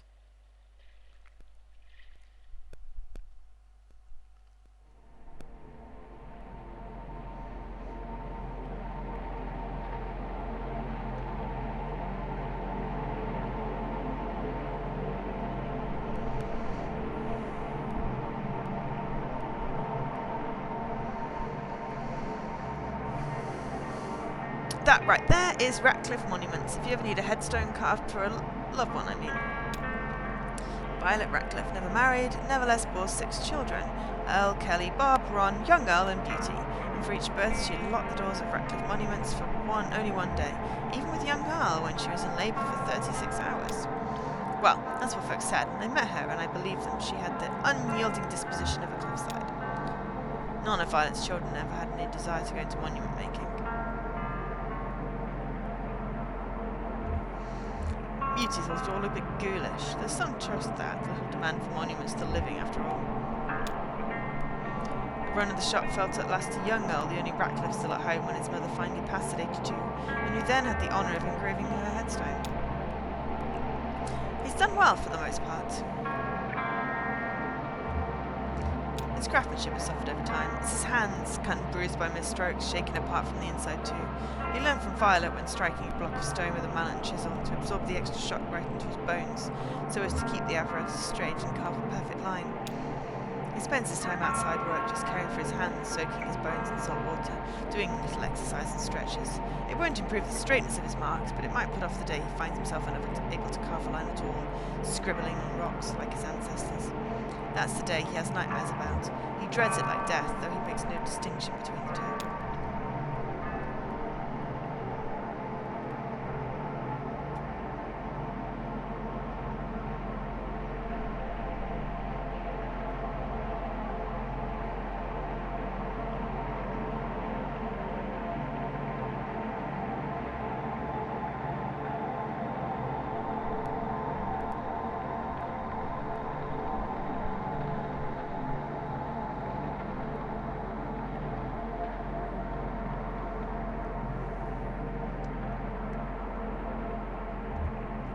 might as well told it's a card game.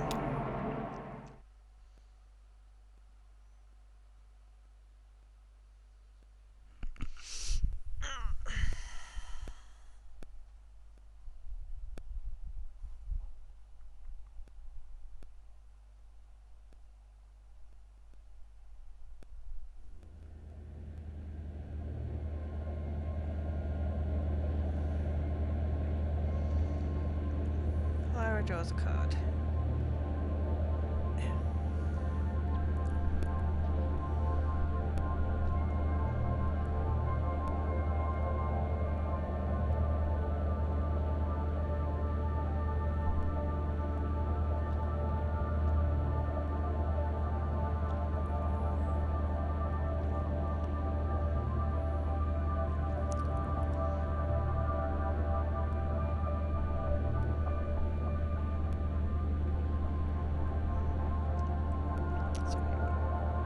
I've stuck to my foot.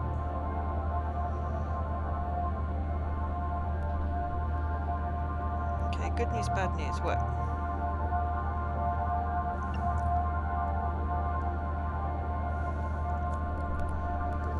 Forza was a hit, but it didn't complete the ship. Okay. What do you have to do? Do you have to do the game that doesn't work, or...?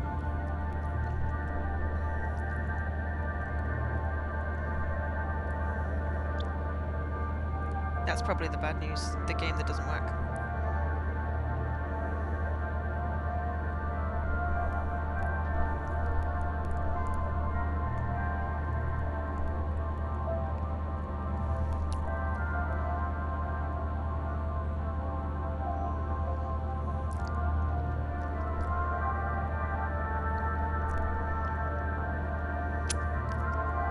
You have B2, C2, D2, and also B3. So, yeah, I see what your problem is. Hang on.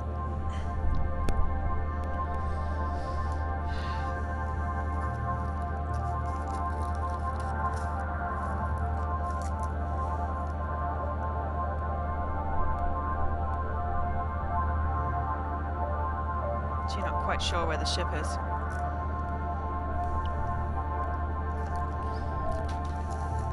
Well, why not complete like B1 or B4 or something?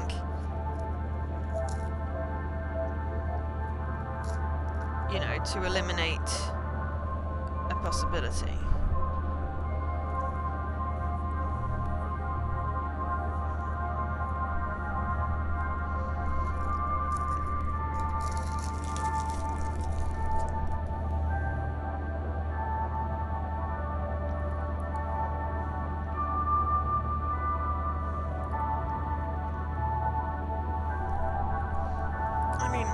What's your board look like? Let me have a look.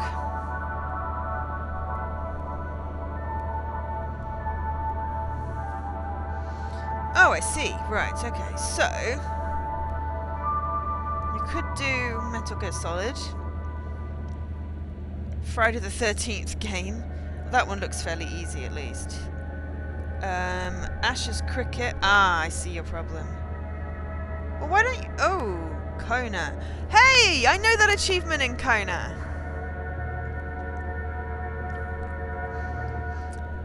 It's after the one where I had to fire my flare because I had to wait for it to be dark again.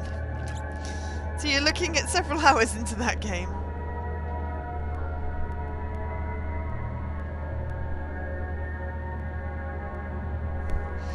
I mean, I'd go for Kona. Because then if that completes a ship, that solves your problem.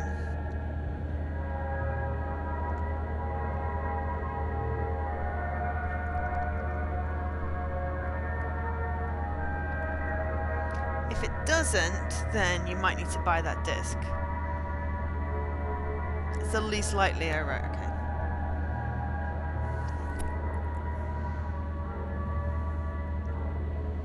Well, how far into Metal Gear Solid is this game, and why did you put Friday the 13th then in there if you don't want to play it?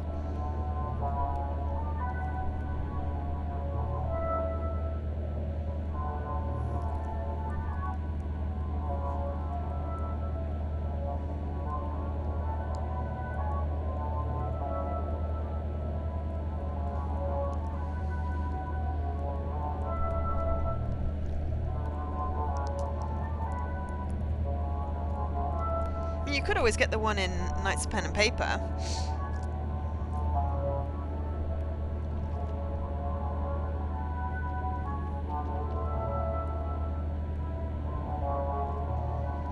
Well then, Friday the 13th is the easiest one.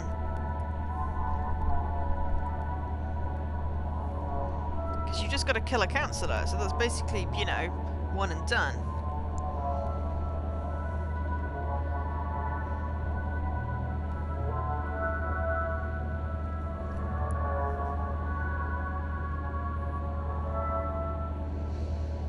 Or you could go for something like Clicker Heroes.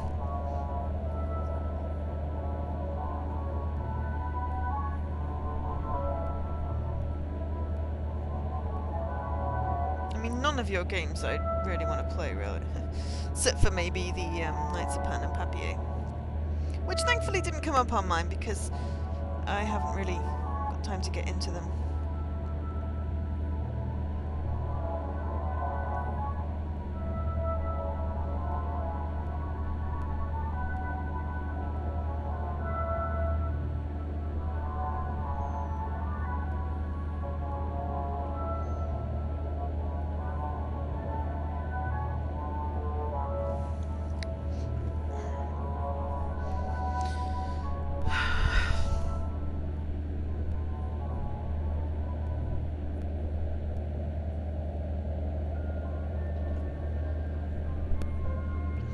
Well, you said you'd be up for playing it, so, you know.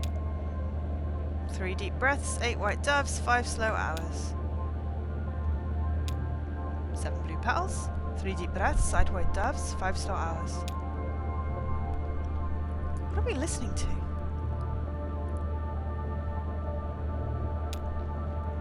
Oh, just this tape a friend of mine sent me. They live in the desert. The Tinks, something like that. Sounds good on the Mammoth's PA. You'd rather fail than do it. God! So, go for Kona. It's going to take you a few hours. You've basically to open the ice world. I mean, you watch me stream, right? To open the ice wall, what you need to do is you need to find the 4 statues. And the only one that's really a pain is the one that requires you to get the coat. The rest of them are just, you'll come across them as you do it. Okay, fair enough. Let me know how it goes. Yeah, that's the only way I listen to anything lately. Your turn, buddy.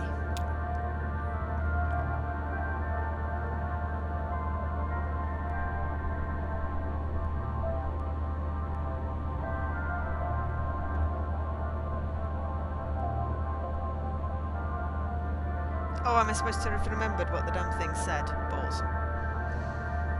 I know it was 7 blue petals. No,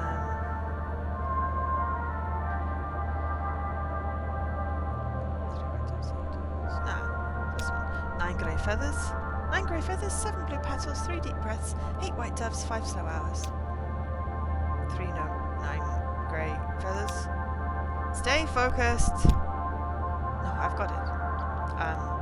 7 blue petals, and 5. Oh no, it was 9, 7, 3. 2 out of 3. This game is more difficult than it sounds, my friend. You still did pretty good. And we're only, how many cards in now? 5 or something? I assume it'll go for 52. It goes until everyone forgets a card. That could go on a long time then. Well, not with this crowd, I guess. You hate the walkthrough. Well, I didn't use a walkthrough, except for trying to find the last statue, and it was painful, yeah. We're all too soggy-brained, I know I am. I even take homemade supplements for it. Shade-grown lichen, boiled with the peel of a lemon, then frozen and crushed with the oak leaves. It's a scalp massage oil. You can smell it if I get close. Yeah. You probably end up having to do a couple of runs anyway. So you gotta do one without ever using the car, and one where you collect everything, and it's probably easier to use the car and collect everything. I've already done a run where I've used the car, but I don't think I drank or whatever. So I haven't finished it yet because I've got like the last bits to do. But I got through the wall and got to the part where I needed to throw a stake at a thing.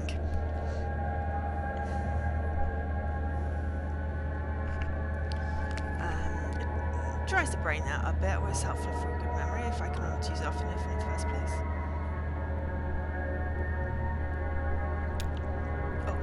The soggy brain has its benefits too. If your brain is soft and damp, new ideas can make a clear impression.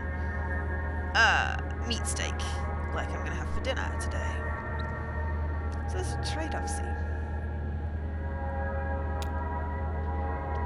Shame we can't have it both ways, isn't it? What's this game called, Ezra? Forgetting game.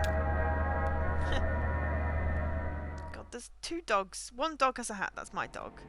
There's a cat and another dog. I'm very confused.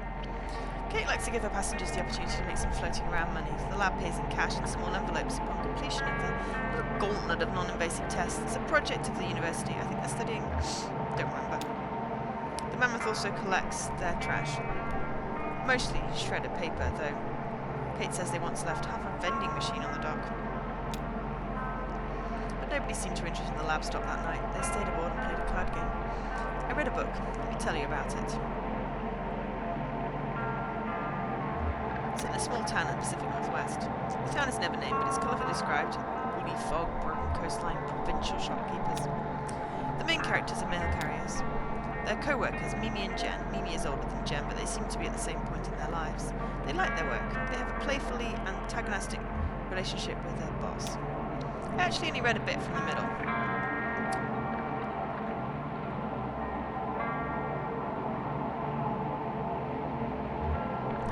Jen reminisces about a cat she'd lost track of. Sweet and uncomplicated passage. Human affection for animals is a good model for pure compassion. My life's work as the Echo River's premier anecdotalist, I've always found that a carefully exerted moment is more powerful than any epic history. That's my excuse anyway for reading books from the inside out. So I stopped there. My eyelids were getting heavy. We were headed back to the lake, and a chance encounter with the iron pariah.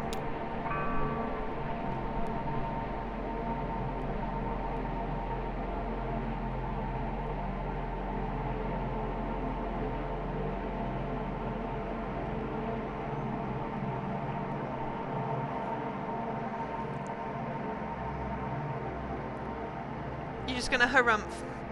Fair enough. I harumphed when Boss 101 was a mess.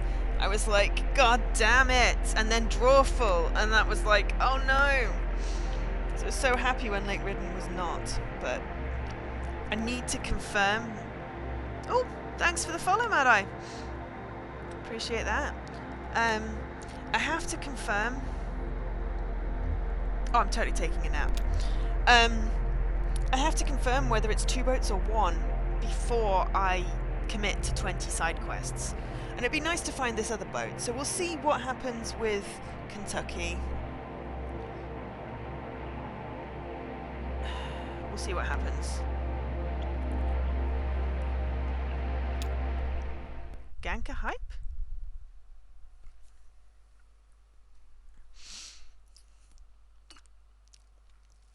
Ex-Ganka.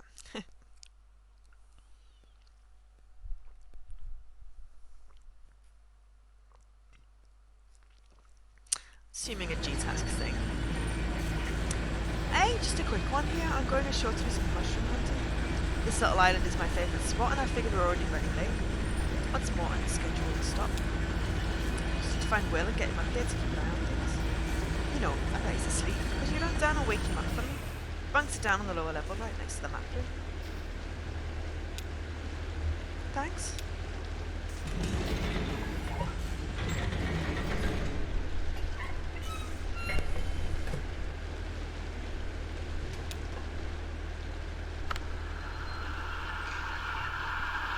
It's always a tape recording of a cat purring. But he's recording, not listening, so it should be the mammoth making its creepy-ass song.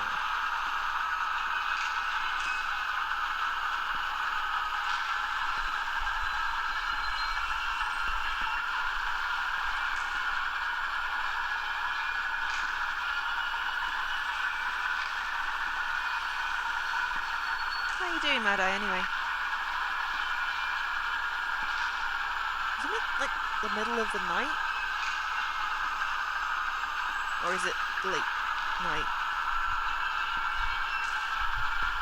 I can't remember if you're on the same time zone as Chen or not. Yeah? Oh, I'm fine. Just, you know, trying to get some battleships. Warboats. Getting very confused why, yeah. Should probably stop recording the mammoth.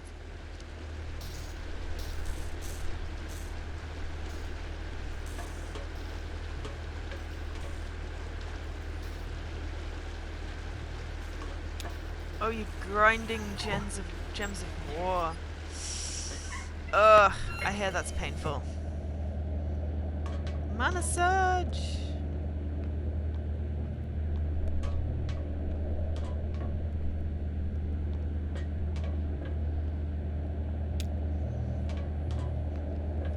Well, thanks for showing the love.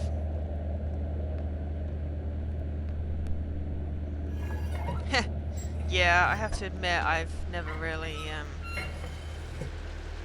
felt the urge. Hello? Yeah, the subtitles for these are just wrong.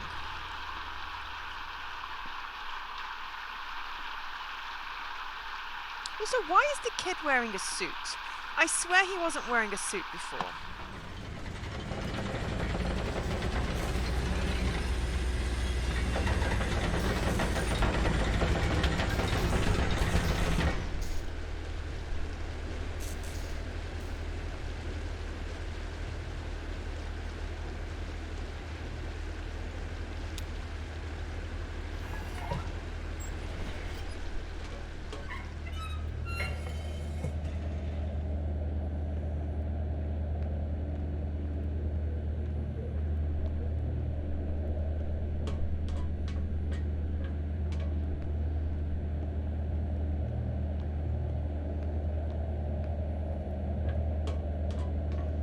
Medal slog for that achievement.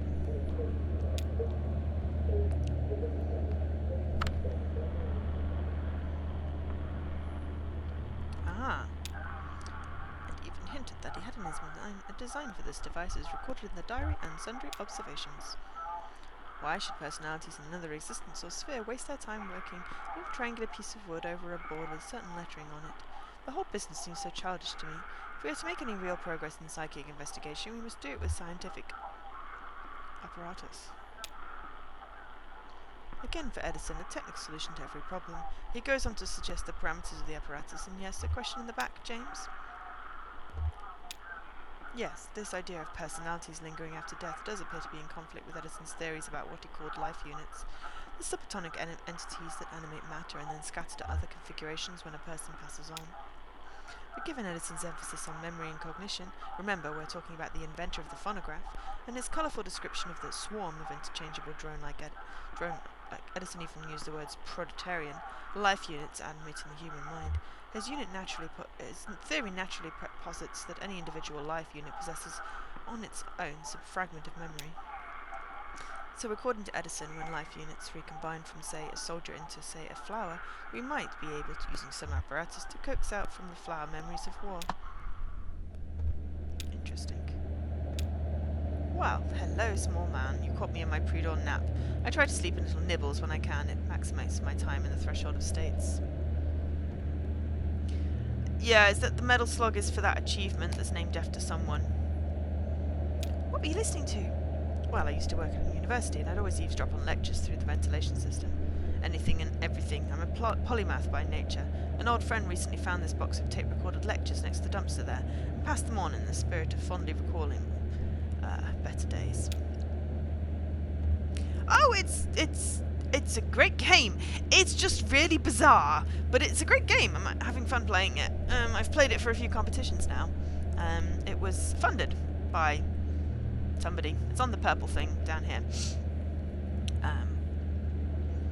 So yeah,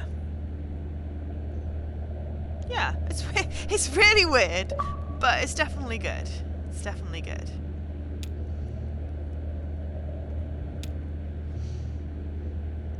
History of the philosophy of death. Yikes.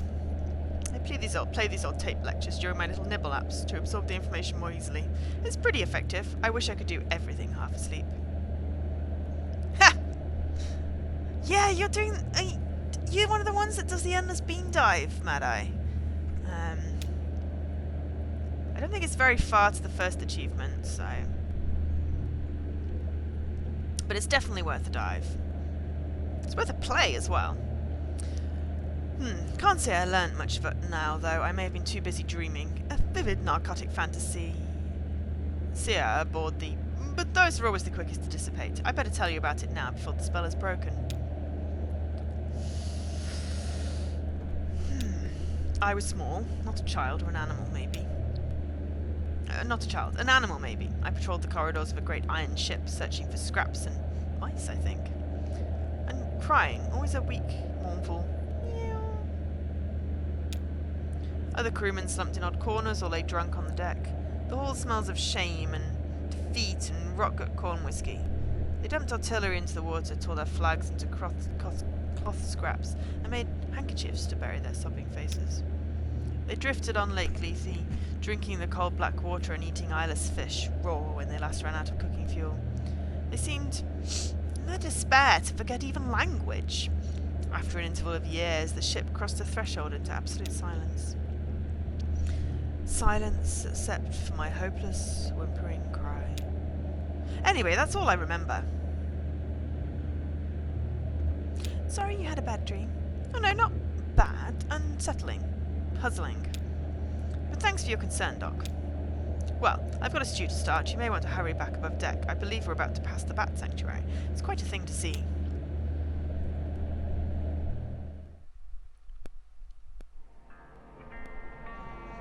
Yeah, there's quite a lot of games that I've dived and wish I could play more and then forgotten about it and come back to it later.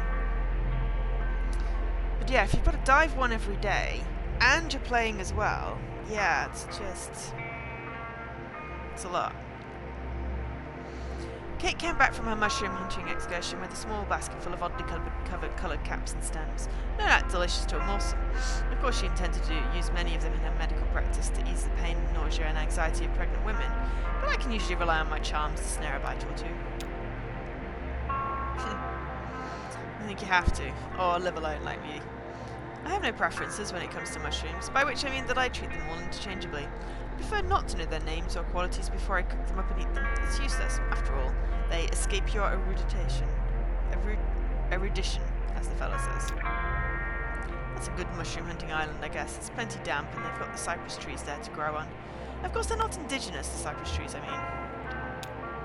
Everyone down here seems to agree that they were planted as some kind of marker or memorial. And most people will tell you that they've got a distant relation or acquaintance who helped dig a hole or water a seedling. But no one remembers what it was all for, and no one left a plaque or anything. It's a shame. Looks like it must have been a lot of work. Well, at least we have the trees. And the mushrooms.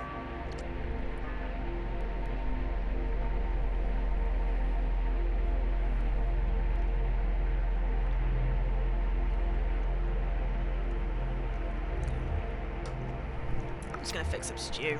Mostly just staying on the boat here. I don't know whether it's quicker or... Well, except for that I did the telephone thing, but that was...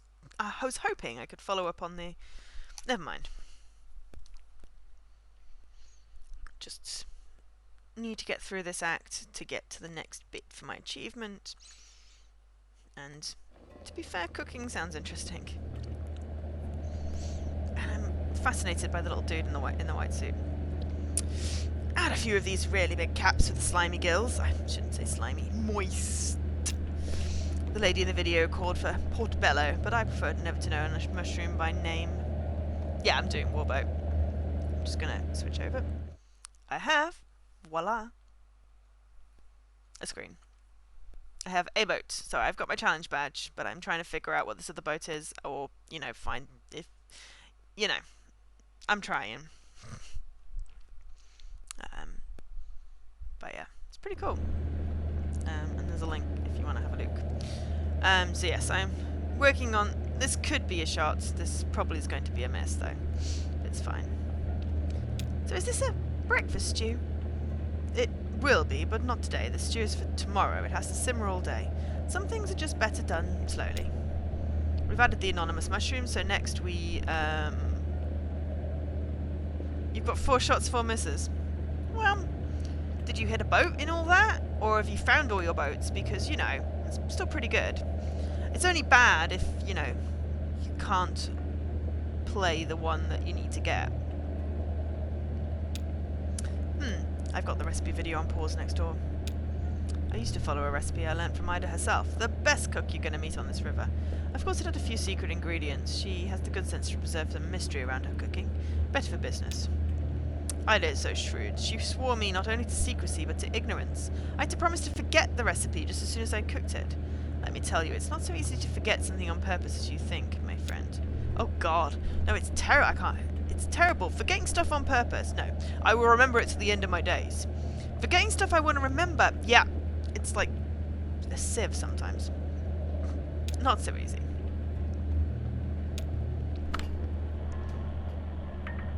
It's not a cat purring. God damn it.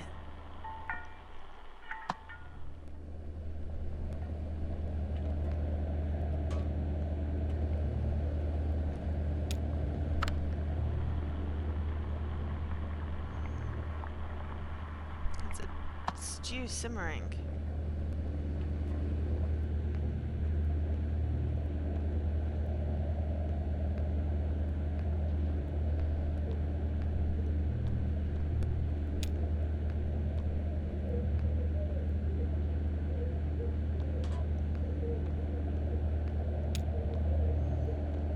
You're gonna order a new Ashes. Oh no! Video. Crushed tomatoes, salsa, or even a little ketchup. Here's the thing no one has to know. Throw in a bit more of that spice blend we threw together earlier. Stir all that up, crack a beer, baby. You'll be here for a while. What did she just say to do? Will's trying to make this stew right now.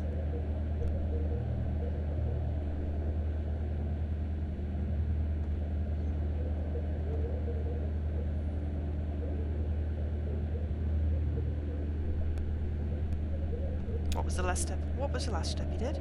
He put a couple of mushrooms in, then I think he forgot what he was doing for a little while. Maybe I can help him figure it out. I just kind of got sucked into this program.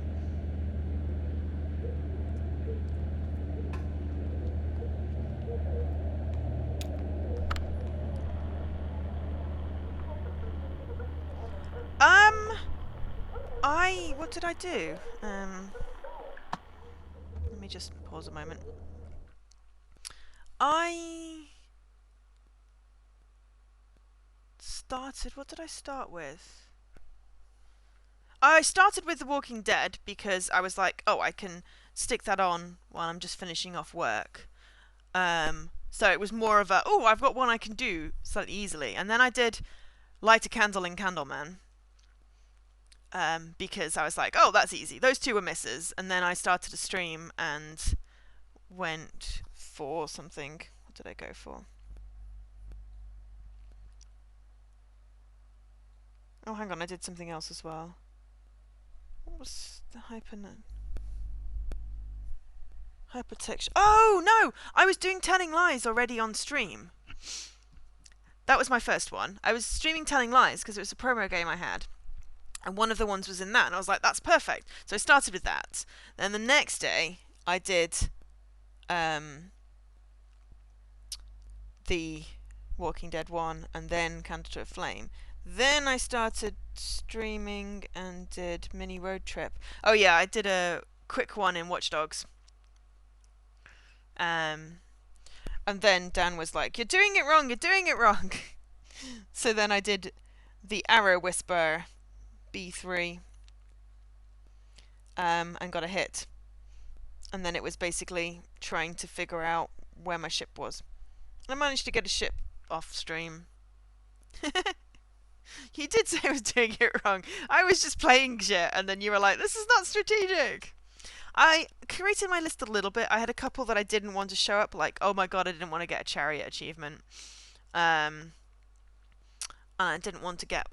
I didn't know what the TA restrictions were, so I added a few from my unstarted collection. and turned off a few from my started. I ended up with quite a good list, except I missed a few games. I missed a game that should have been set as not for contests. That was my fault, but luckily it's probably not a ship, so I'm probably okay. It's a very low probability, and that's Adventure Pals. So yeah, I mean, it was not really any strategy at all, except for the collection creation. So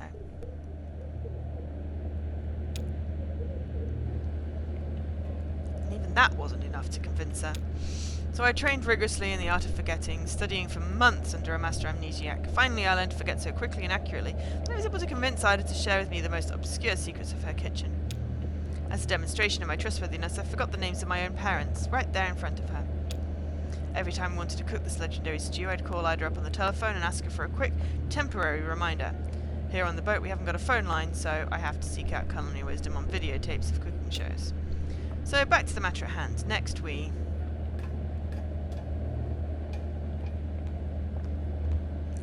add some crushed tomatoes. Oh, it's you, I thought. Never mind. Hello. I don't have any crushed tomatoes. I have some ketchup. Hey there, could I ask you? Wait, why are you cooking? We're stopping at Sam and Ida's in 20 minutes. It's for tomorrow. Oh well, just don't forget about it this time. I'm not scrapping up any more boiled over sludge. Tisha. Sorry, listen, I have a favour to ask. There's a package for the telephone exchange and I can't get the mammoth back there. Could you deliver it for us? That guy I mentioned from the TV station, Dashiell Morse, works there now. Thought you might like to chat with him anyway. Thanks a lot. I've got the dinghy all ready to go. Maybe take your friend with you. One of you can man the outboard motor and the other can aim the flashlight. It's dark. Cool. Do that. Think Act 4, Scene 8. This is quite long. Don't know how many more acts there are going to be.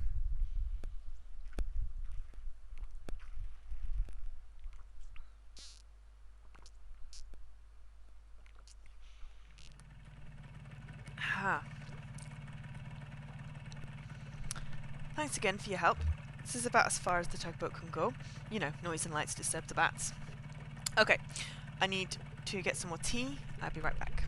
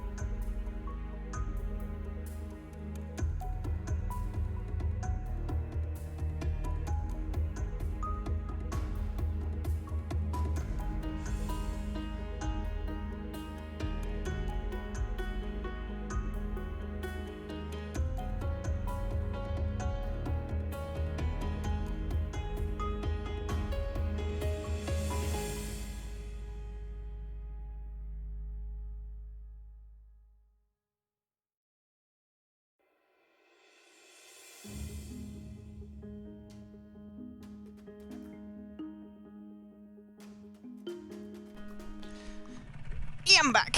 Just gave Mama Kitty a treat while I was up. I thought, you know, positive reinforcement. Keep giving her treats out of my hands, and you know, at some point she's got to like me, right? That's how it works. You ordered it for 50p. I bet the postage cost more. 360 games through CEX. Yeah. God, yeah, the 360. I switched it on and it's like, oh my god, it grinds so slowly. And I've got about a dozen games that aren't back compat that I need to finish on there.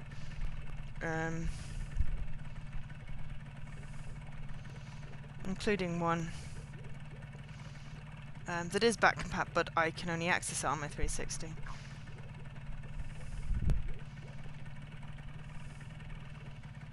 But, you know, because it's so slow, I don't want to go back to it. Bats. So you'll pass through the Bat Sanctuary, which is really nice, by the way. Be sure to check out all the plaques and stuff for cool bat facts. Plenty of time.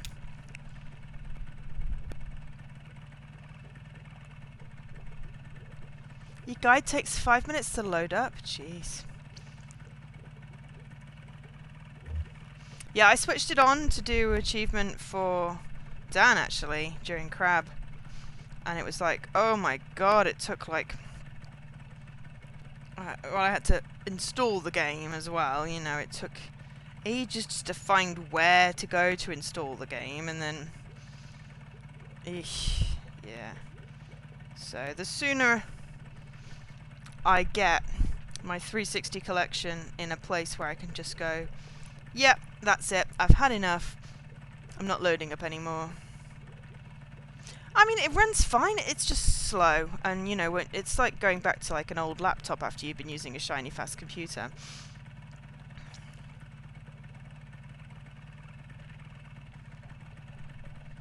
Or, you know, when my parents used to have like effectively dial-up still, and it was like going home and it was like, oh my god, it's so slow.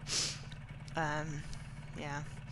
Anyway, the Echo River Central Exchange, or excuse me, Consolidated Auxiliary Switch number 30, they changed the name when the power company took over. Anyway, it's just on the other side of the Bat Sanctuary. This package is going to Poppy. She's an operator. The operator. We'll meet you on the other side at Salmonitis for our scheduled early breakfast stop. Just follow the river. Can't miss it. Pause online. Oh, I almost forgot. You may or may not be interested. There's this kind of weird manorial sculpture on your way in, just before the Bat Sanctuary. Always recommend people at least stop and look at it. It's a really, sort of... I don't know how to say it. You should check it out. Yeah. So, I mean, there's a couple of, like, point and clicks on there that I need to finish. I had an achievement glitch on me in one of the Sherlocks. And then I've got this weird game called Anna, which needs finishing, but there's not really a guide, so it's really clunky and weird. Yeah, I had a spreadsheet of all my not back compat games. I don't need that now, it's in the game collection, but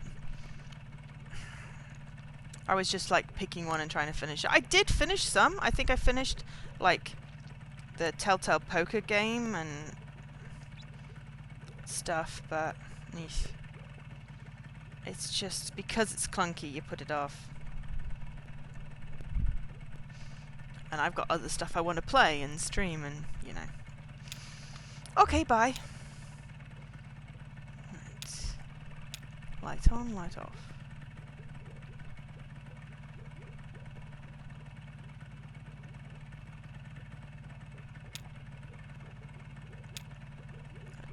Ah. How am I moving? Ooh, hello. I've got a logbook. Ah, these are the choices I made on the ship. So, refuel, rum colony, phone stop, Grafsky, leg stretch.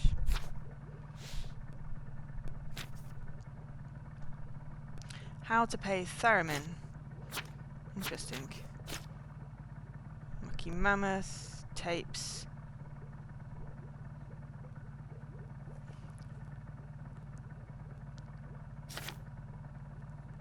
Smells.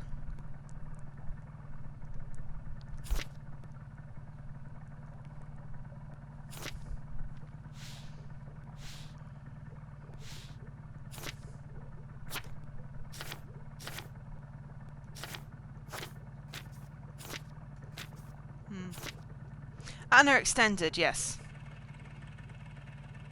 How do I actually, you know... I need to turn the light off to move. I don't seem to be actually going anywhere.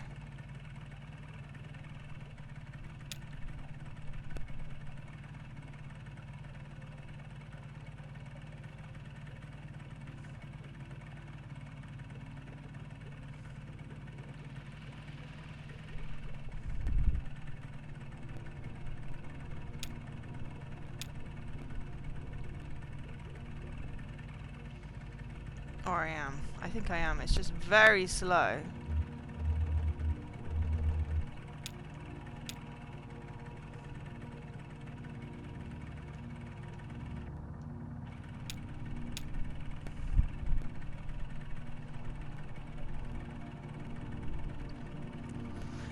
Yeah, Anna extended. I think I've done a playthrough.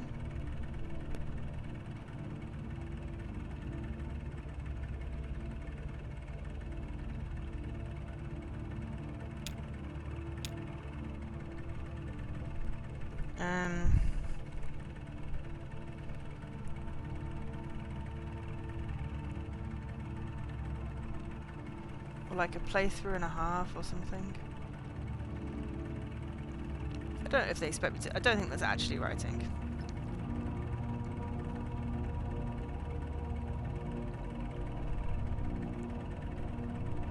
I think that's the weird monument.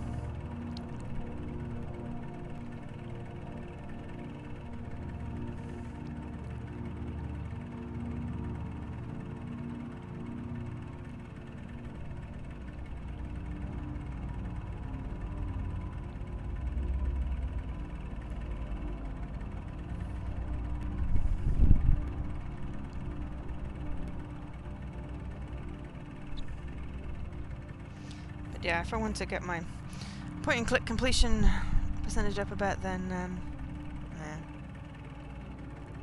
Oh, that's handy.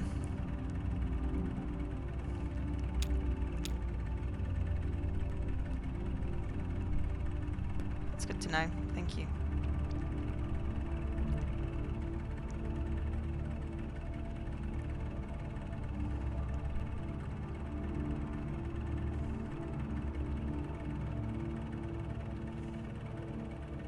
Ah, there we go. We claim these helmets in the names of the folks who worn them, and we place them here in their memory, but also as a spit in the greedy green eye of that power company who bought up our old mine and traded our brothers and sisters' safety for a little more yield, but only yielded 28 good men and women dead when the walls collapsed and the tunnels filled with water.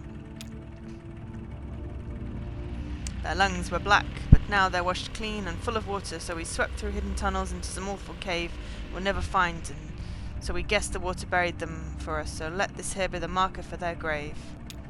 And if any son of a bitch from that power company wants to take back these helmets as company property, just you try it and see what happens. Hey, Alcorn!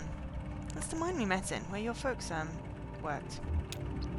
Looks like it's been here a while. I sure as hell wouldn't want to mess with it. You think whoever wrote that is still angry? I don't think you ever forget anger like that. No, I guess you probably don't. No, that's cool. It's handy. I will try and remember that. Though I guess it'll probably come up if I search for Anna Extended Walkthrough. Yeah. I mean, I've played it through. I just want to get all the achievements, you see. No, I guess you probably don't. This probably stirs up, I mean, how do you... Fine, I'm glad this is here. People should remember this happened. Well, here we are remembering, and I didn't even know it the first time around, but here I am remembering it now. That's a fine memorial, I guess.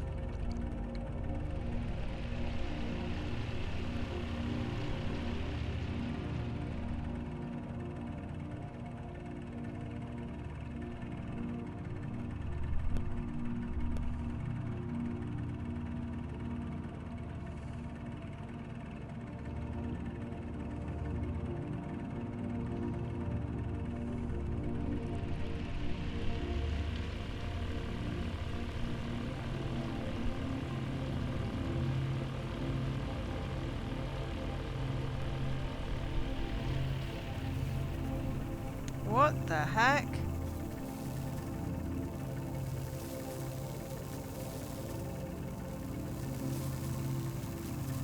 Hi. I guess he can see them because of his arm. What? You're looking at me like I'm crazy.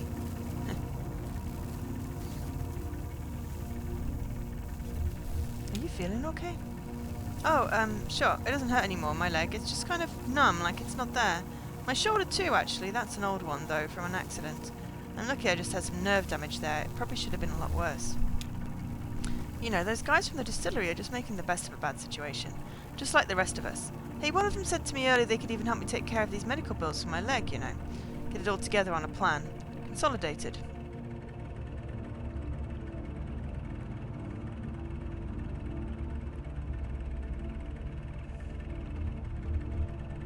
That sounds like a really bad idea.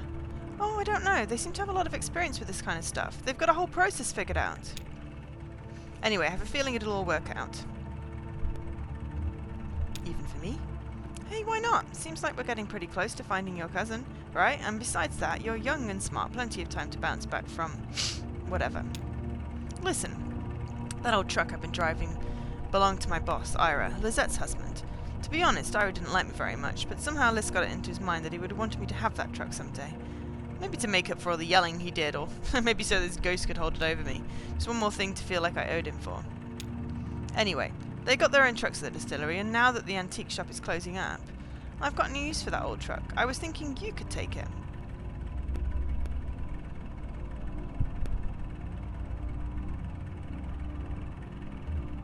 Sure, I could keep an eye on it for you until you get straightened out. Sure, okay, sounds good.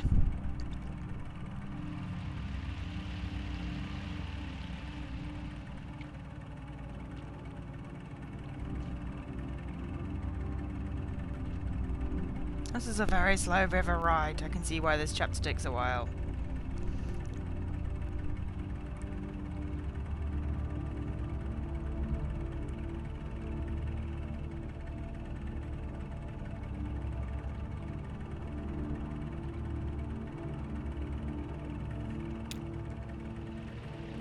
Visitors to the Echo River long-legged red bat artificial hibernaculum and sanctuary are asked to take extra precautions in order to prevent the introduction of foreign fungal contaminants and the spread of white nose syndrome.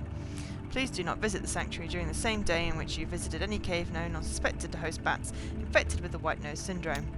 Please do not leave your vehicle. If you must leave your vehicle, please remove shoes, clothes, jewellery, headwear and eyeglasses to ensure you do not bring any foreign spores ashore with you. Please do not touch any bats or structures. The long-legged red bat is confused by light. If you are using a lantern or other artificial light source, be aware that it may attract and confuse bats. If you are approached by bats, do not panic. Relax. Stop your vehicle, switch off your light, never touch a bat. If I turn off my light, I can't bloody see what I'm doing, so...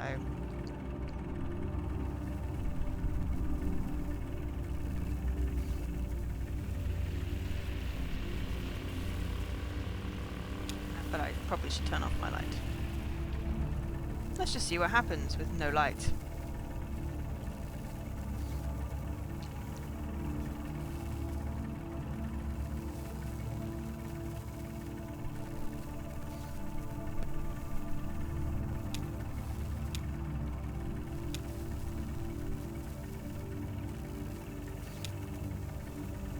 Just turn it on occasionally. Get some lunch after this.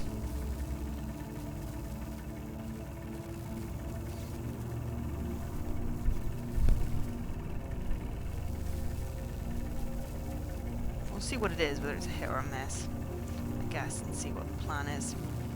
I know Jesse at some point wants to stream some promo stuff, and I did like 12 hours yesterday, so...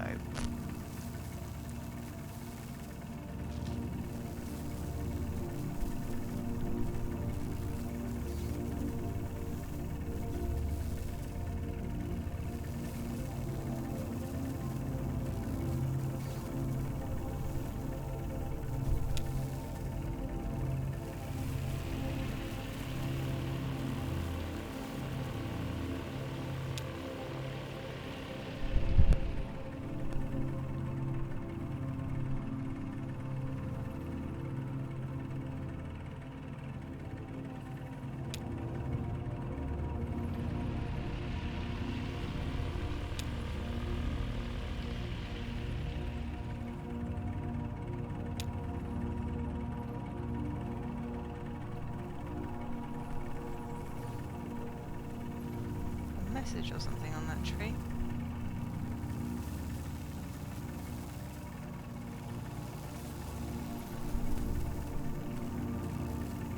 Bat wings rustle.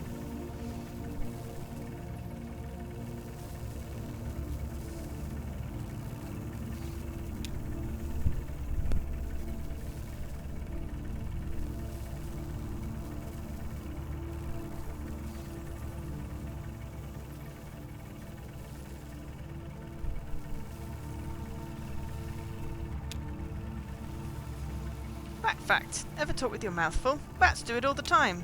Bats talk in extremely high frequency clicks, too high for humans to hear, but then they use their powerful ears to scan for the echoes of those ultrasonic clicks.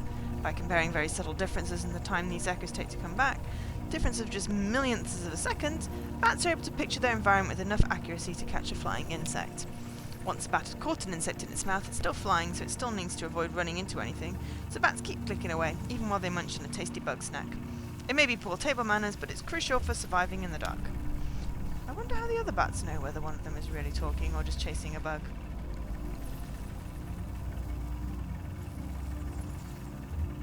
I think when they're communicating, it sounds more like singing. I'd like to hear that.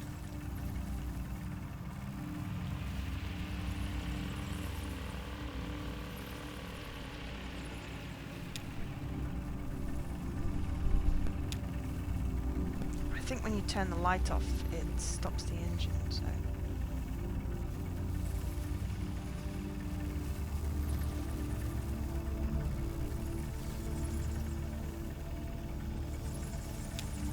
I think they're getting confused.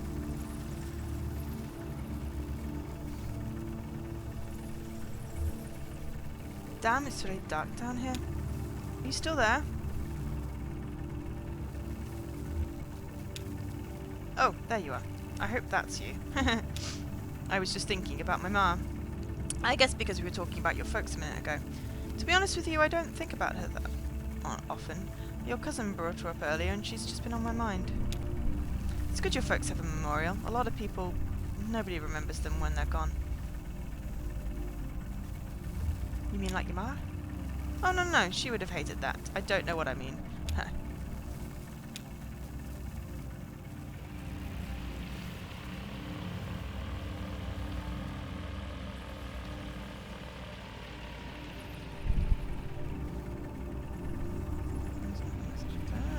Boats with invisible people.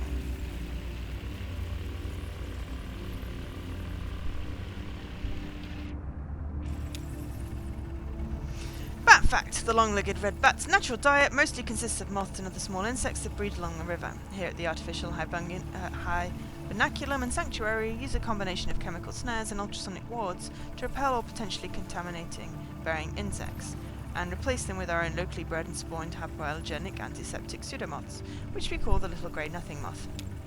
You may be thinking that the other moths and insects the long-legged red bat would have been eating are very much relieved that their natural predator has found another food source. Not so. We've installed netting and highly effective moth traps along the river where the long-legged red bat normally hunts, to balance their escape from the food chain. But eating moths isn't the only systematic contribution these bats make. They also produce a fertilizer in the form of guano that helps plant life thrive along the Echo River, the shore of Lake Lethe. In order to minimize the sanctuary's impact on subterranean agriculture, we collect that precious guano here at the hibernaculum and manually distribute throughout the caves. It's a full-time job. Sounds like a lot of work.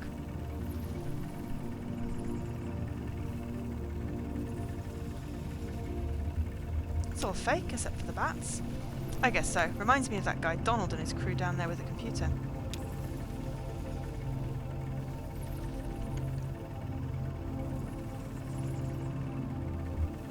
That kind of bothers me, like they're tricking the bats.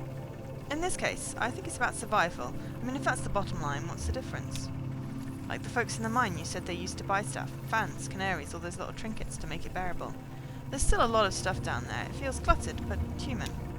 I just mean all people need is enough to pretend we're home, and we can make it anywhere. You get kind of philosophical when you're drinking. Did anyone ever tell you that? Yeah, I guess I do. Nah, this is nothing. I used to have this drinking buddy who would get loaded and tell the weirdest damn riddles. Like, which is more musical, a truck passing by a factory or a truck passing by a musical school?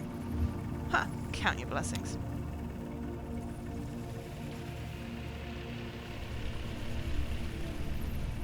There's a weird stripy tree there.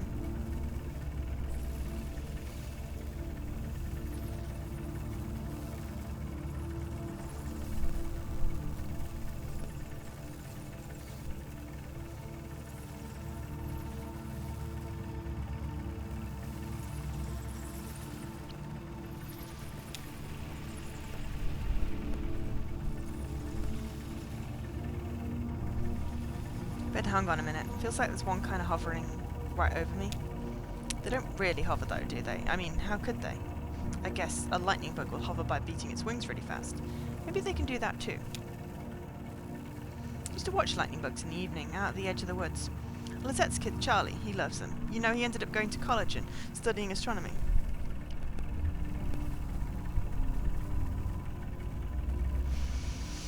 I like to think he got his love for the stars from those nights watching bugs. Anyway, me and Charlie, sometimes we try and see if one of them up close. You know, you lay in the grass and you have to be totally still for a while. Like one of those wax sculptures don't even breathe, like this. Oh yeah, you can't see me. I was doing the watching lightning bugs in the grass space. I think I can imagine it. Yeah, you've seen it already when I fell in the mine. Kind of stunned in shock. Hey, who were you talking to earlier, when we met in the mine? You were on the phone with someone. I forgot about that. My ex? Mark?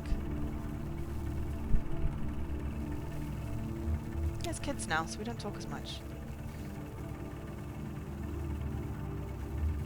He called me to chat about something.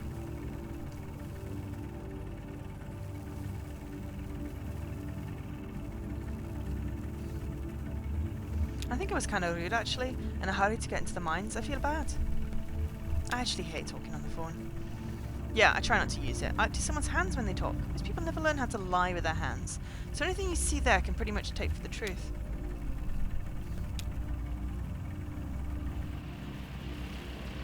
There's a brolly. It's the Umbrella Man! Oh no. Many brollies. Another boat of invisible people.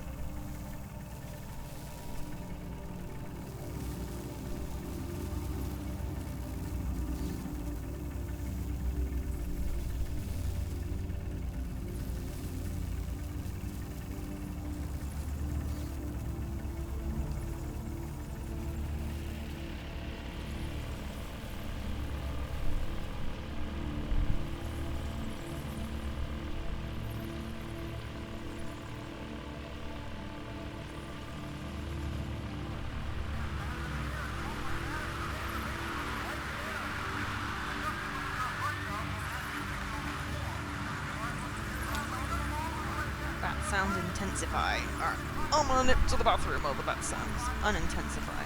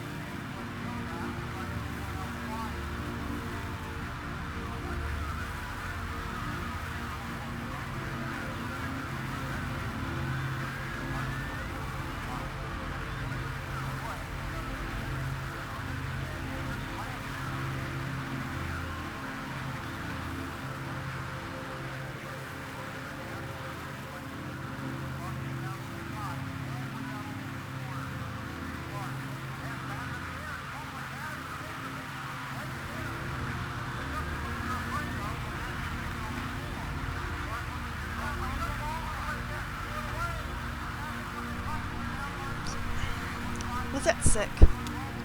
I mean, she's old. We're both old.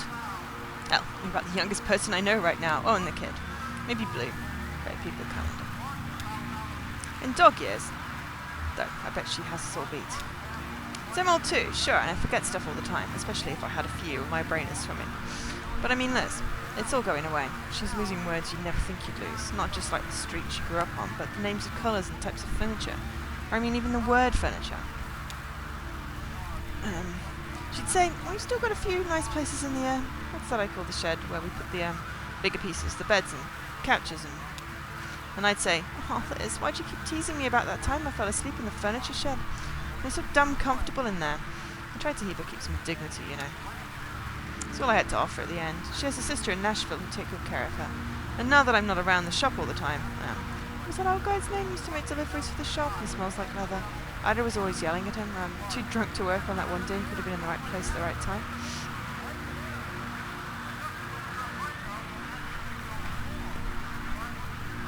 You feel pretty bad about that accident. Do you think she blames you? No, but it's awful to say, but sometimes I kind of wish she would. That way at least she could eventually forgive me. You know what I mean, right? I know exactly what you mean. Okay, I think the bats are clearing out.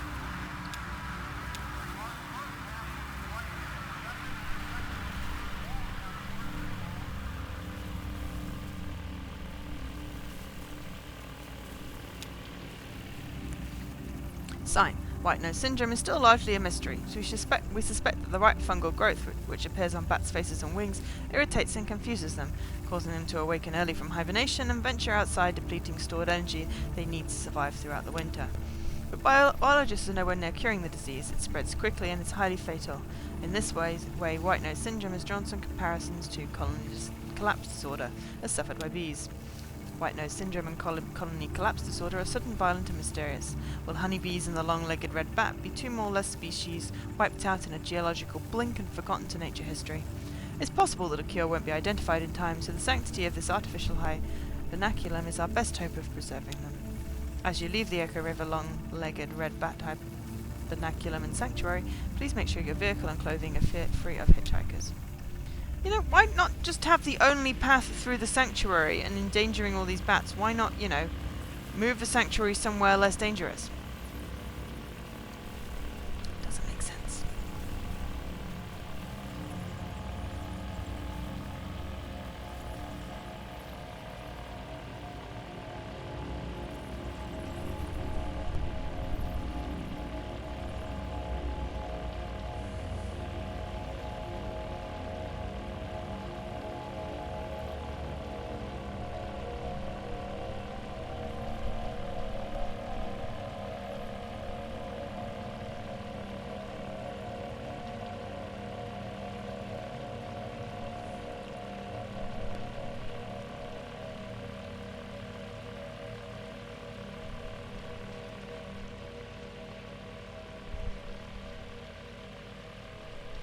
God, I hope I don't have to go back through there. I hope the scene just ends, because that was tedious.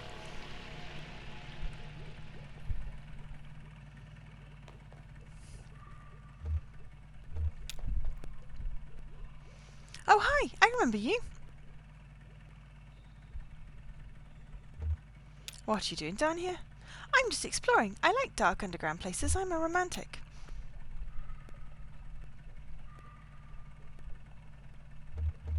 I think I'm more classical myself. That sounds like the same thing to me. Okay, bye. Careful up there. Can't drive your new truck if you slip and break your legs.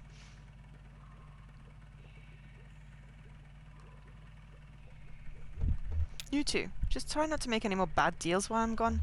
I'll just be floating along down here. I just mean keep your eyes open and don't look back.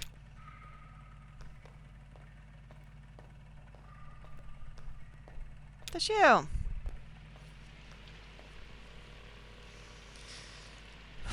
Could be bypassed with a capacitor at 100 nanofarads to reduce noise.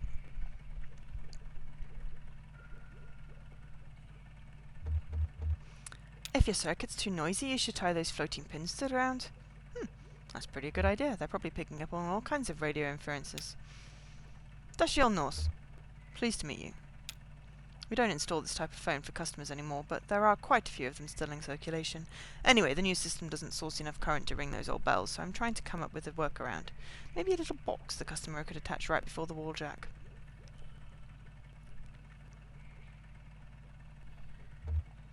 I'm a bit of a circuit geek myself.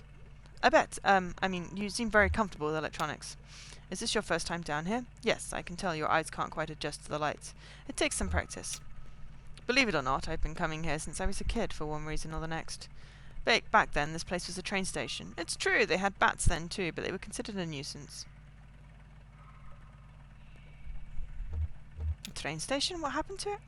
Well, the river shifted and this place slowly filled with water, carrying the trains away with the current. It does that, the river, and I don't begrudge it. It's a good reminder that everything we have is borrowed, even trains. Eventually, somewhere at the Bureau of Reclaimed Spaces heard this place was still empty, so they moved the phone company here. I returned here as a young lineman, a skill I picked up in wartime, running telephone wires behind enemy lines. We used trees instead of poles. I miss that, actually. They were easier to climb. It's just as well. I'm in no shape to be climbing anything these days. The closest I get is patching up the wiring in the crystal room for the WVP folk.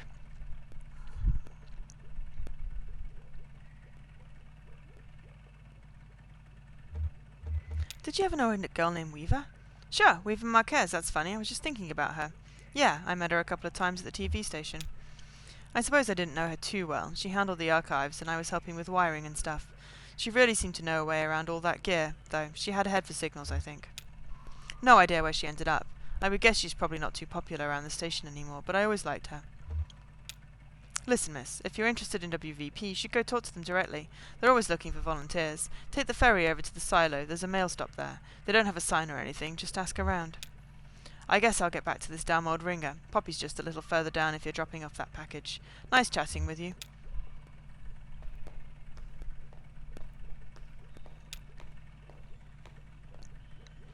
Black. Abel and Eloise, the lovers, couriers. Bred for racing, Abel and Eloise spent most of their life as carrier pigeons in the employ of the Echo River Avian Post. They retired here after Abel was disfigured in an accident with a light aircraft. But old habits were hard to die. Abel and Eloise would pick up scraps of paper from the ground, the trash, even pull them out of pockets and deliver them to other people nearby, to delight or embarrassment. Word spread, and travellers passing through this tunnel began to come prepared with love letters, poems, and other written desires to pass along indirectly through these pigeons. After a hard day's work, Abel and Eloise would all be found nestled closely together in a disused newspaper stand, set aside for their habitation, and that's where we left them.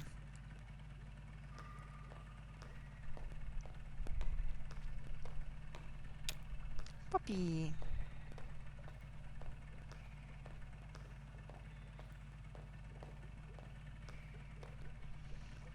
Just set it right over there by the lamp, sweetie. Thanks. Actually, just a minute. Who does that parcel claim to be from?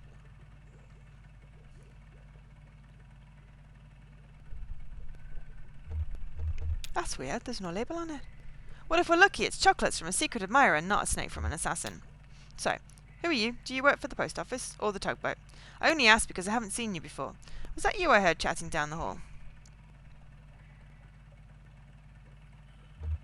I'm just doing Kate a favour, dropping off this package. Kate! I love Kate! She helped deliver both my nieces. One in a hospital, one at the base of a mossy moonlit oak. It was beautiful. I love Kate. I think Loretta's granddaughter used her too. Oh, Loretta used to work here. Actually, I think quite a few of our former operators have relied at some time on Kate's services. Well, now I guess they'll have more time with their little ones, as you can see. All their chairs are empty. It wasn't always like this. When I came to work at the Echo River Central Exchange, there were 12 of us. Loretta, Edna, Meg, Cara, Marie, Lois, Liz, Hester, Angie, Wilma, Connie. I was number 12. Connie and I were hired on the same day, but she showed up early.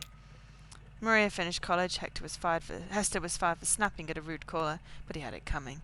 And I hear she did just fine on her own, so they had Beryl, Jane, and Sachiko, which brought us up to 13, and that was as many operators as we ever had here at one time. The power company came along, buying up all the lines, and one day they took the exchange as a throw-in, like it was nothing. Nothing! And they started phasing us out. Edna, Meg, Cara, Lois left one Friday evening and were asked not to come back on Monday morning. Beryl saw the writing on the wall and quickly found employment at a private PBX. They had Jana and Liz stop writing calls and write up some kind of best practices document instead. It was their final task as exchange employees. Some of the girls were resigned to other divisions. Connie, I think, was checking residents' meters. Sachiko and Wilma moved into energy sales, cold calling businesses to see if they needed to upgrade their electricity plan. At least they were still on the phone. Then it was just Loretta, Angie, and me. We were swamped. The hours were hell and hard on the throat. The voice with the smile became a croak. I was gargling salt water in the break room, sipping from a thermos full of hot honey broth stashed under my chair. Oh, I brought a lot of extended technique to the switchboard in those days.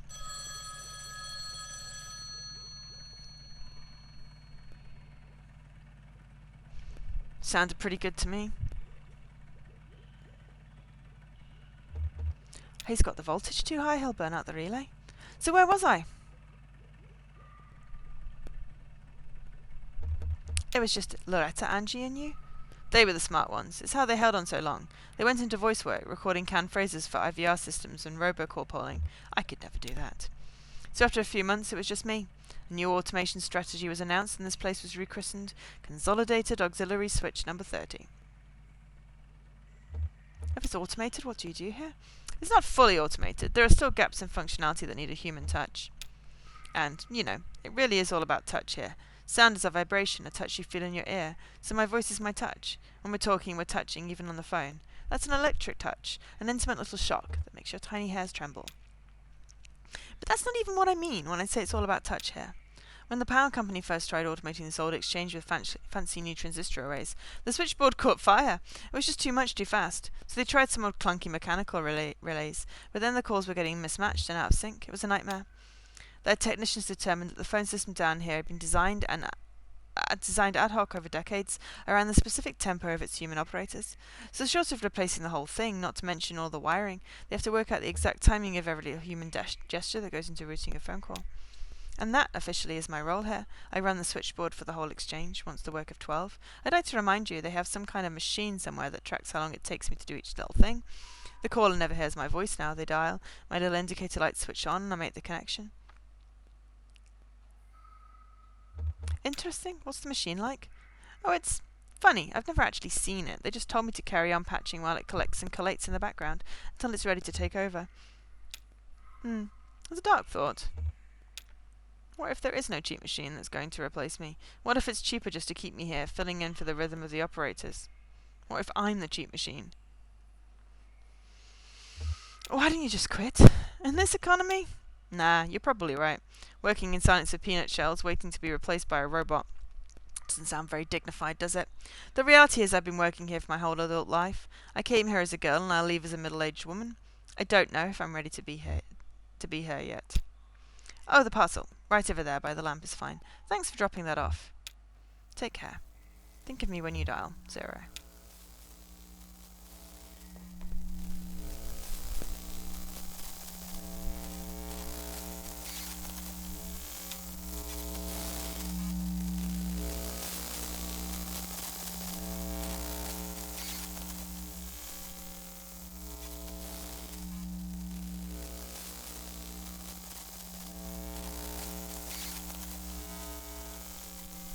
Creepy power company people.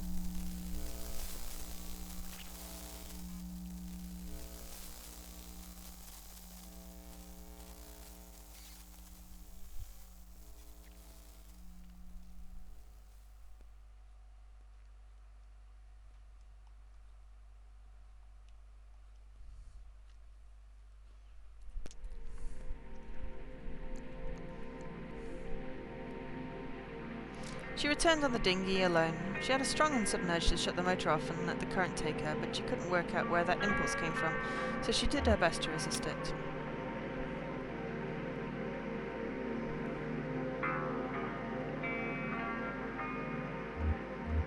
She met a painter of shipwrecks. He never worked from photographs, so his paintings could be divided into 2 categories. There were the ones he painted from life, and the Echo River was a very good source for these because its currents were so unpredictable and tunnels so dark.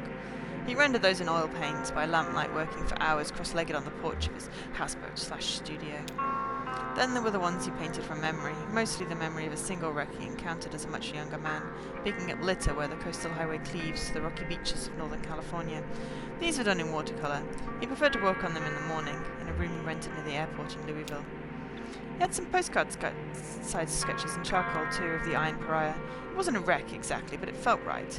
He tried to scribble one down every time he encountered it, though it was so unpredictable, and he was focused on details, he just ended up with a handful of inscrutable marks.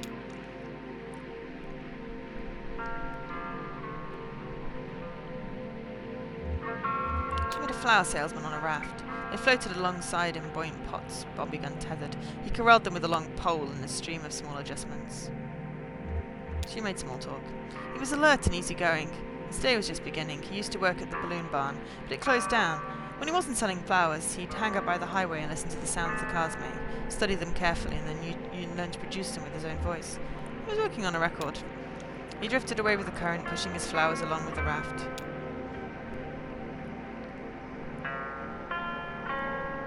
She met a family of 5 on a flat-bottomed skiff.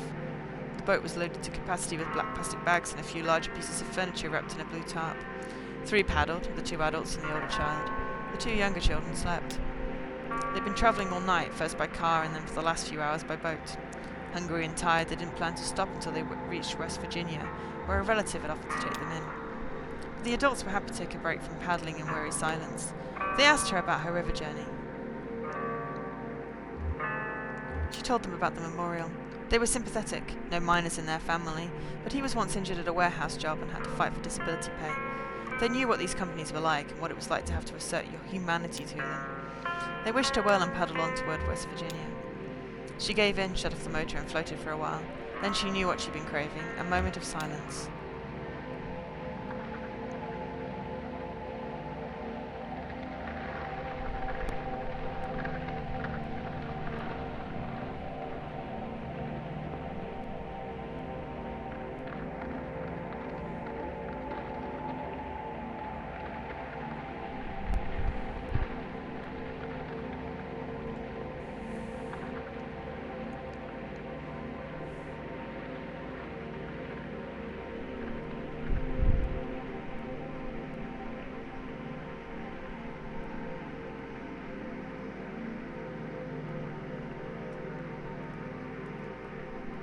Alright, I'm done with the silence now.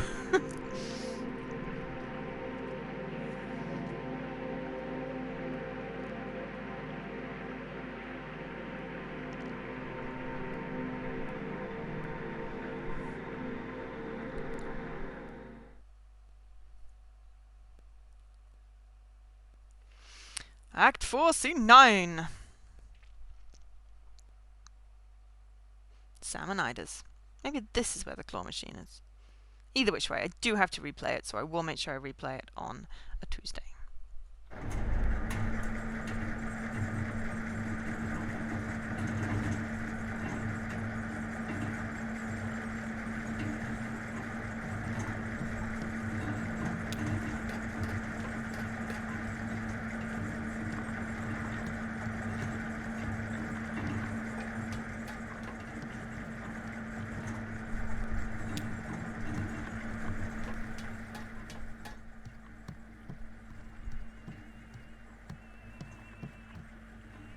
Just in time. We've already finished eating, but we're about to go order for Clara.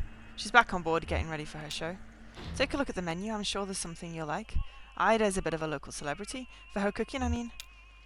Hey, Ezra was just asking about you. He's around the corner playing a video game. Maybe go let him know that you two are back. Or, where's the old man anyway? Yeah, where is Conway? Now this is where the claw machine is. You can only win on a Tuesday, apparently. Ah, bad luck. You'll get it next time. Hey, got a quarter. He's almost got this. It's true. Don't waste your time. Those machines are rigged. Oh, definitely. They're still fun, though.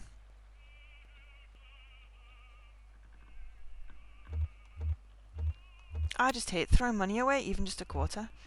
Yeah, I hear ya. So, where's... They took him. Damn. Yeah, he really got himself in a situation there. Yeah, I'm gonna go sit down. Cool. The food is good here. I think everyone else is finishing up, but you could probably get something to go. Hey, listen. It sounds like that old man you were following around. I guess he had to leave. I should go with him. Oh, no, that's not a good idea. It's not a place for kids where he's headed. Anyway, I don't know what kind of plans you have now, but if you need help...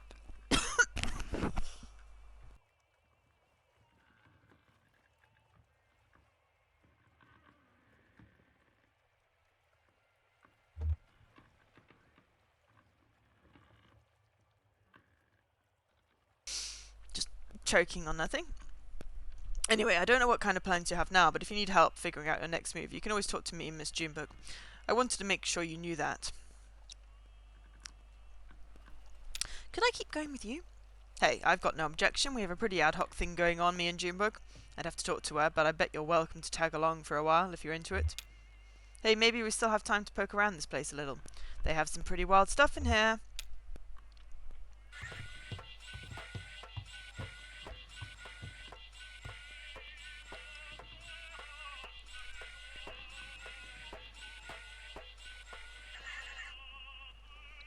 Hey, did you see this? They keep a table full of fake food over here. I've never known why. Actually, I think it might be real food coated with shellac or something. Preserved. Oh, and look, this tentacle-looking thing is half-eaten. This is someone's meal they didn't finish. I dare you to take a bite. You first. Okay. Whoa, hold on, I'm just kidding. If Sam and Ida preserved this half-eaten meal, it must have been pretty important to them, right? Maybe it belonged to someone they care about, like a beloved uncle had a mid-meal stroke, so they kept it in his memory.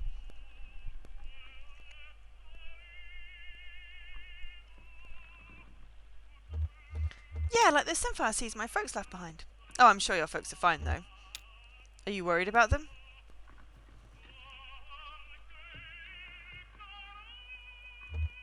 No, they're gone. Just nothing to worry about. I just missed them.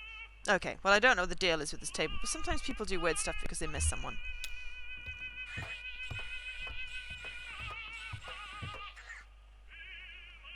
Weird. Somehow I thought it was his truck and delivery and all. It was, that's what she's saying, but he gave it to her before they took him away. But you're going to deliver it anyway? Why?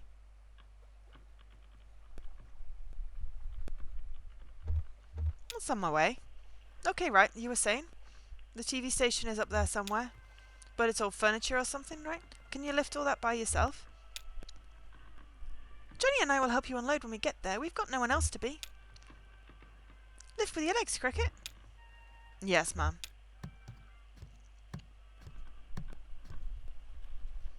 So, how was everything? How was the sweet cave snail? Devastating. You're a killer, Ida. Well, I can't take all the credit. Sam came across a whole cave snail colony down there about a year back, and we've been leaving rock candy for them to gorge on since. We just started harvesting earlier this month. Yes, it's all about patience down here.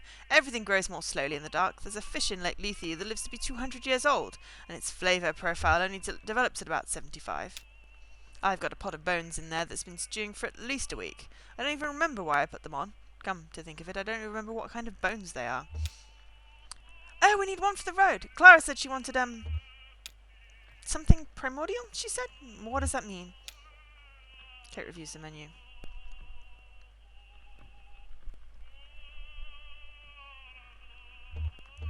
I think she meant something from very deep in the lake. Ah, could be. Hands Shannon the menu.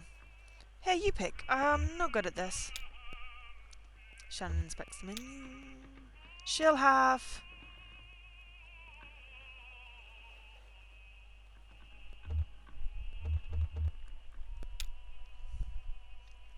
I think she'd like...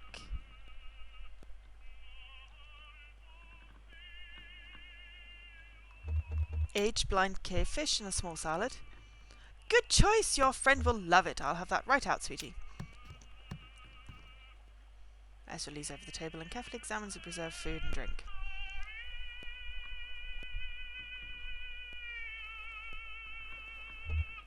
He prods a half-eaten tentacle. The tentacle is solid and fixed in place. We used to steam those. Juicy, but I prefer them smoked now. Sorry I startled you, sweetie. Whose food is this? This is the diver's table, and this was the diver's meal. This food is about 15 years old, it's true. Things were different then. No one came to eat here. We were fighting just to keep the lights on. Sam, my husband, Sam was depressed. He couldn't catch anything. That was part of the problem. Most of what we served was shipped in frozen or dried, and I just threw it in the fryer. We've both come a long way since then. Well, 2 young men came in for dinner, seasoned divers, they said. Over 10,000 hours between them in Lake Lethe alone. They'd been out all day scavenging parts from a riverboat wreck and worked by first hunger, they said. They ordered the whole menu without even looking. It was a short menu in those days. I set them right here and went back to the kitchen. Sam was at the next table doing a Sudoku and drinking malt liquor, his usual routine at the time. An hour later I was cleaning up when Sam came bursting into the kitchen. Ida, he said, kind of frantic, these divers are still hungry. Bring them another course. And I said, they already ordered the whole menu. Sam said. Make something new. Keep making up dishes, whatever. Just keep bringing out food. So I did until the small hours of the morning. I made up so many new dishes that night I could write a book. And it was good. Inspired. But I was working so hot and fast at the burning edge of inspiration. I didn't think to write any of it down, and I was so wrecked with exhaustion the next day I knew I couldn't remember all of what I'd done in the kitchen. Sam thought we'd take a photograph of the leftovers, but we couldn't get the lighting right, so we just shellacked the whole table. Now, when I need inspiration for the menu, I come and look here and think about all those ingenious dishes I threw together for those divers. Of course, they didn't pay their full bill. I heard one of them complaining to the other, let's just play half and let them charge the other half to whatever demon in the kitchen kept making up food faster than we could ask for it.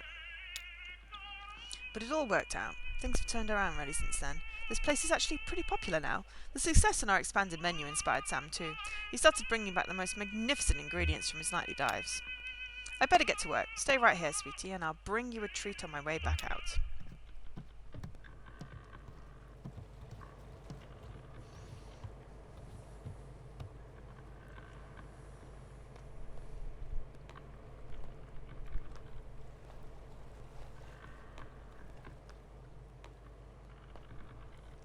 Well, buddy, I guess you're the catch of the day. The one and only. So, what are you? You look like, well, some kind of fish, I guess. Kind of mopey little guy, huh? Yeah, I can see it in your eyes. You smell like, sort of buttery. Well, that should be just fine. Skin feels like sandpaper. Well, I should figure something out. I think I'll call you Buttery Fish. Welcome to Salmonida's, the one and only buttery fish. I hope you enjoy your stay. I mean, not too much. Have you ever seen a creature like me before? You were pretty far down there. I wouldn't be surprised if I'm the first, except there were 2 divers who went before me long ago. Maybe that was before your time. How old are you anyway? I wonder. They ate here once back in the bad old days. 2 young guys, could have been brothers maybe. I was over in the corner with my coffee and crossword. Ain't being able to catch a thing, so I'd have just fried up something from frozen. Well, these guys were hungry enough to eat it and ask for more, and they did at least as much talking as eating. See, like I said, they were divers, and like I said, they may have been brothers. They had a kind of rivalry going on between them or something. Ida was about to write up their check, but I slipped calmly and quietly into the kitchen for a minute and told her to just keep bringing out food. I figured they wouldn't notice, caught up in their boasting as they were, and I wanted to listen.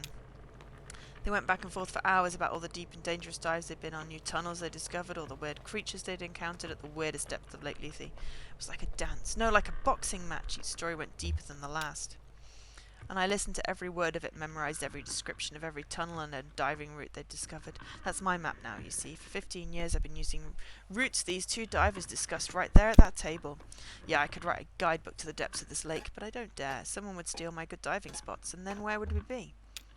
See, people come here from all over just to try our daily catch because they know it's unique. Ain't you proud?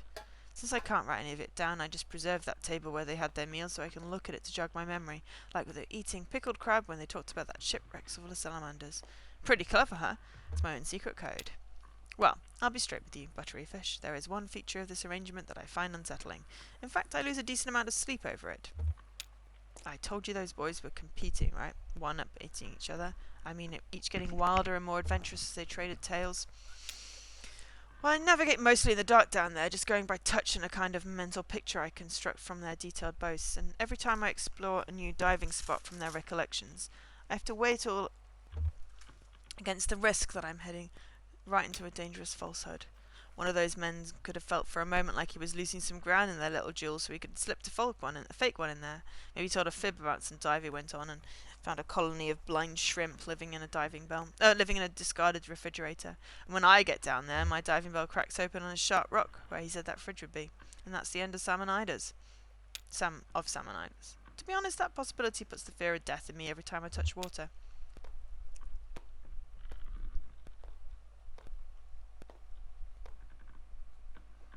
Hi, Sam. Good haul tonight? We'll see what she can make of it. Yeah, pretty good, I think. I hit some trouble down by the narrow tunnel. Some kind of fast-growing freshwater barnacles just about sealed it up. I picked away for half an hour before I gave up and went round the other way. But I got the catch of the day. That's the important part. That's what people travel for.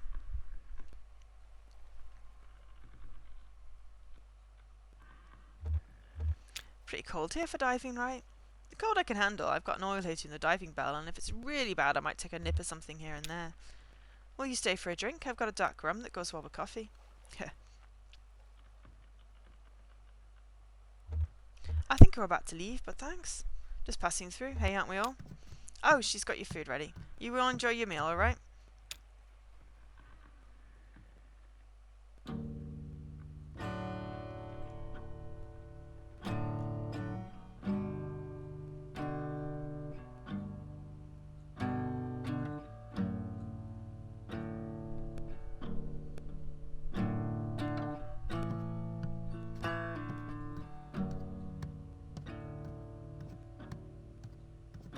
This world is not my home.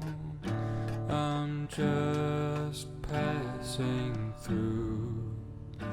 My treasures and my hopes are placed beyond the blue. Many friends and kin have gone on before, and I can't feel at home in this world anymore.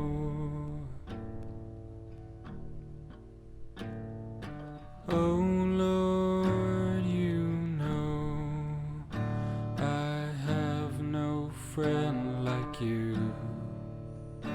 If heaven's not my home, oh Lord, what will I do? Angels beckon me to heaven's open door, and I can't feel at home in this world anymore. I have a loving mother up in glory land, and I don't expect to stop until I shake her hand.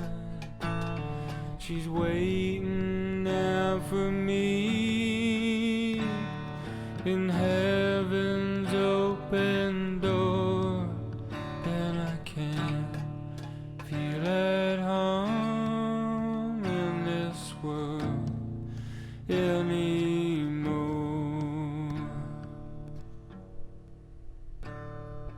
Oh Lord, you know He returns to the I tugboat. have no friend. I'm hungry.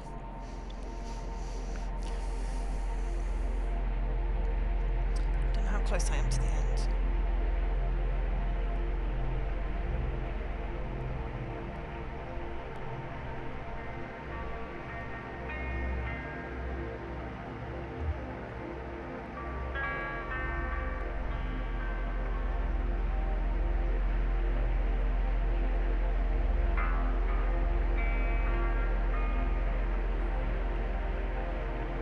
Oh, last act.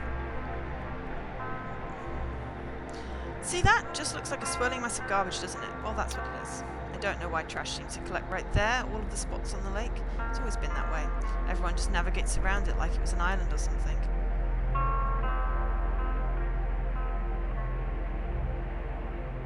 I think I see some desks and chairs swirling around the edge there. There's all-in-one desks like they have in schools, if I remember right. It's been a few years since I saw the inside of one. Those must have washed down from somewhere. I've never known there to be a school on the lake. Oh, there was Gemini's School of Beauty. It was run by sisters, Cassie and Paula, and distinguished except for their haircuts. But I wouldn't think they'd use desks like that. We used to stop there most night to let someone off for a cheap haircut. Student stylists, you know. They spared many a sailor the pain of a botched do-it-yourself do. But I guess they got deep to the power company. Those blow dryers and curling irons burn a lot of coal. It's a shame they had to close down. The haircuts are gone, but the hair keeps growing. Yeah, this cluttered place makes a decent local museum. As good a history as I could ever tell. We arrived at a small houseboat neighbourhood that sometime hosted concerts for the pleasure of its residents, where Clara was scheduled that night to perform.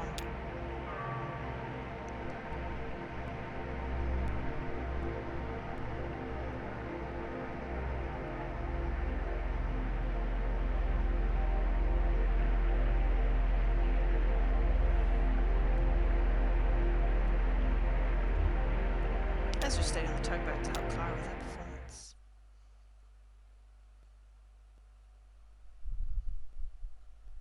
Act 4, Scene 10. This is his final scene.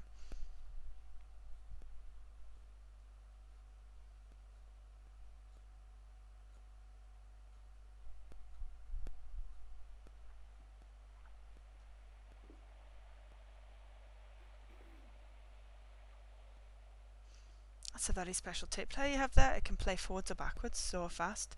You may discover some completely new sounds tonight, Ezra. So, are you ready? Yes. Excellent. I can tell you have a good intuition for sound, and that's very important in this piece. Any questions before we begin?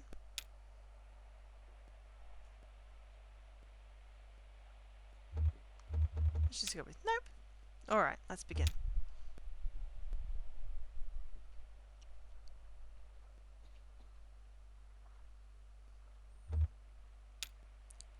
Cat.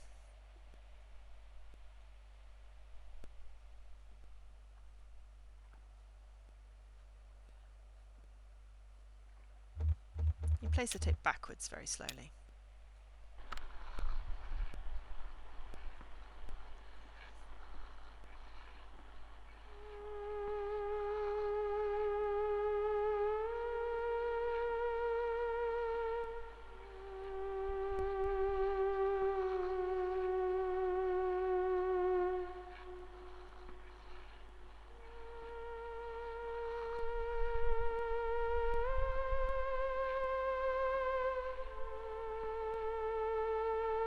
There seem to be literal houses on boats.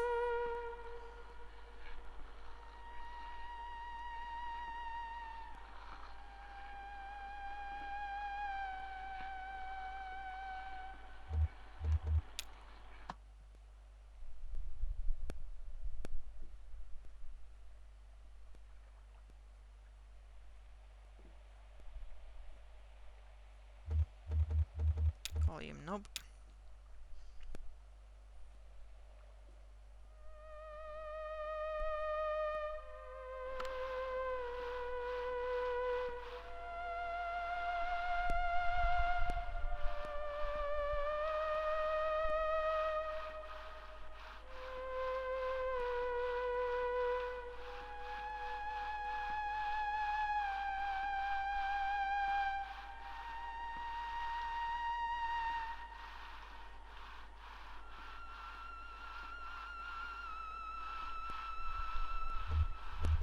Mammoth.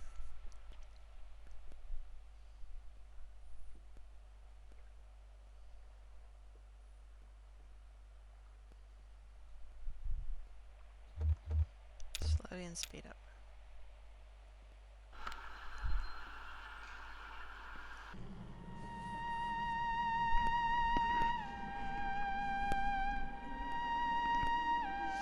Alright, while it's doing this, I'm just have a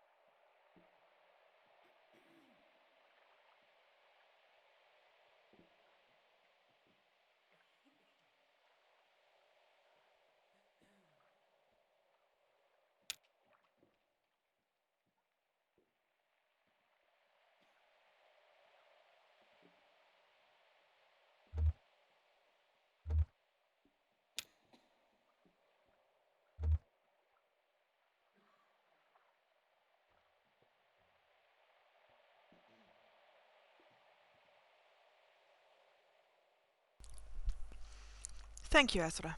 Was that okay? I don't think I understood your question. I was just pressing buttons, but you're like a theremin scientist. A scientist? Oh no. But, like a scientist, I experiment. Unlike a scientist, I have no hypothesis. I try not to be attached to outcomes. Does that make sense? My violin teacher used to tell me to play like a tourist. Act as though you'd never been there before. I hope you continue making tapes, Ezra. I'm sure there are many more people who enjoy listening to them on this river and elsewhere.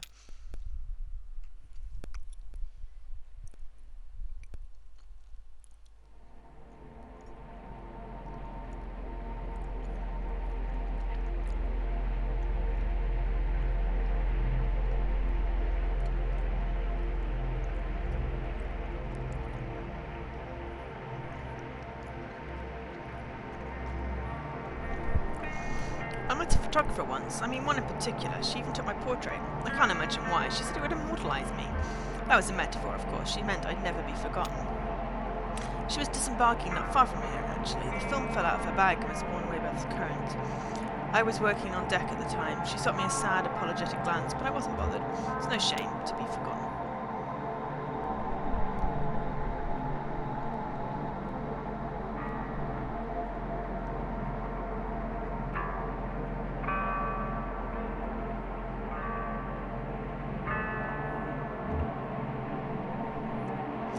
Our passengers, the two lighter, disembarked at the mail stop by the silo. They couldn't seem to get that old truck started up again, but we managed to roll it off the barge with only a minor scrape or two. The last minute, Clara decided to travel with them for a while. Kate and I said goodbye to our friends, new and old, and the mucky mammoth rumbled on down the echo.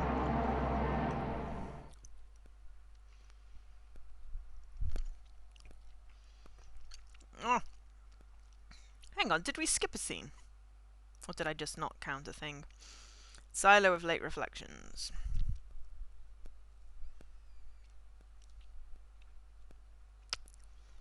Okay, it lied to me. Though only briefly glanced at the walkthroughs. I don't want spoilers.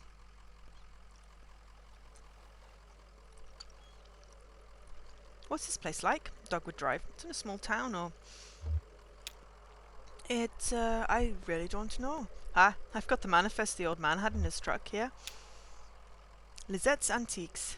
Nail order delivery. No return address. Shipping address 5 Dogwood Drive. Packing list. And then it's just numbers. I guess the inventory numbers of the antiques he was supposed to be delivering.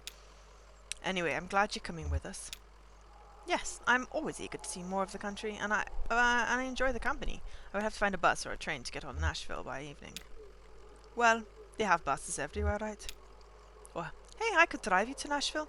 Seems I have a truck now, only, how are we going to get it up those stairs? Ha! That's quite a staircase.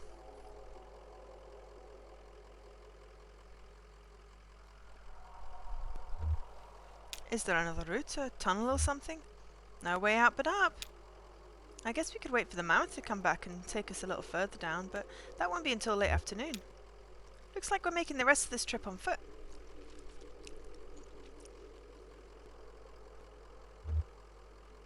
I don't even know what's in there. What if it's too much to carry? Nah, we've been unloading gear since the stars were young. We're our own roadies, right? We've got expertise. To Johnny. Alright, Cricket, let's get this delivery packed up and tied into bundles. We're hiking upstairs. What's in there? Antiques, I guess. Antiques? Yeah. Antiques are, it's like junk, but people will pay for it. Oh. I'm sorry, I guess you'll be taking the bus after all. It's okay. It'll be an adventure. Tired? Don't worry, lady. We're almost there.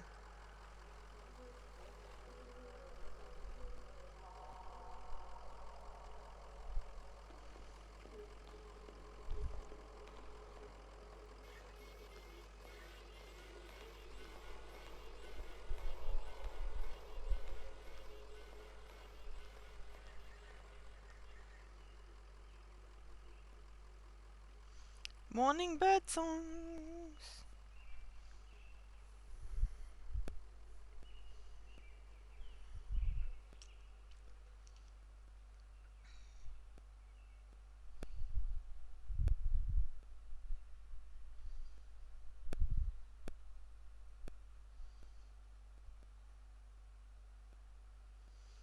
end of Act 4. Now, we just got the little interlude, and the interlude is Archivo. Well, I say little, I don't know how big the interlude is. Una Pueblo de Nada. Then we'll have nearly finished our first playthrough. I'm not going to do Chapter 5 today, though. At least not now. After this is done, I'm eating. And to be fair, Jesse, 9:30. Jesse's probably going to be coming on at some point.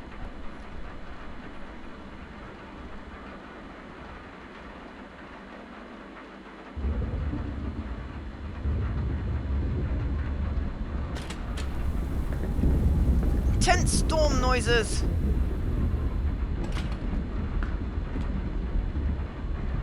I'm not late, am I? This must be a ghost. Oh, hi, you must be, Oh, sorry, I'm Maya. Right, the travelling artist. Welcome. I'm Emily. I, work here. Great. Rita says you're the producer? Oh, did she? I guess so. I do a little bit of everything. Yeah, I know the feeling. You weren't around earlier at the lunch thing. No, I don't live in town. I just come in to work on the station. Really? That's quite a hike, isn't it? I know some shortcuts. Oh, okay. We better get started. You look busy. No, it's okay. I think we're about ready to start the broadcast. Oh, should I go sit down? Not just yet. Reach us a little intro. Got it. Okay. Quite a crowd in here. Really? There's like 7 or 8 of us, I think. Yeah, well, for this bit of town, I've barely seen anyone all day. Oh yeah, ghost town. Yeah, kinda. Okay, I'll check if Rita's ready. You can just hang out back here somewhere. We'll let you know when it's time to come on set. Great, thanks for having me. You too. I mean, you know what I mean. Ugh. Why is it awkward with visitors here? Just used to seeing the same 12 people day in, day out, I guess. Ceiling.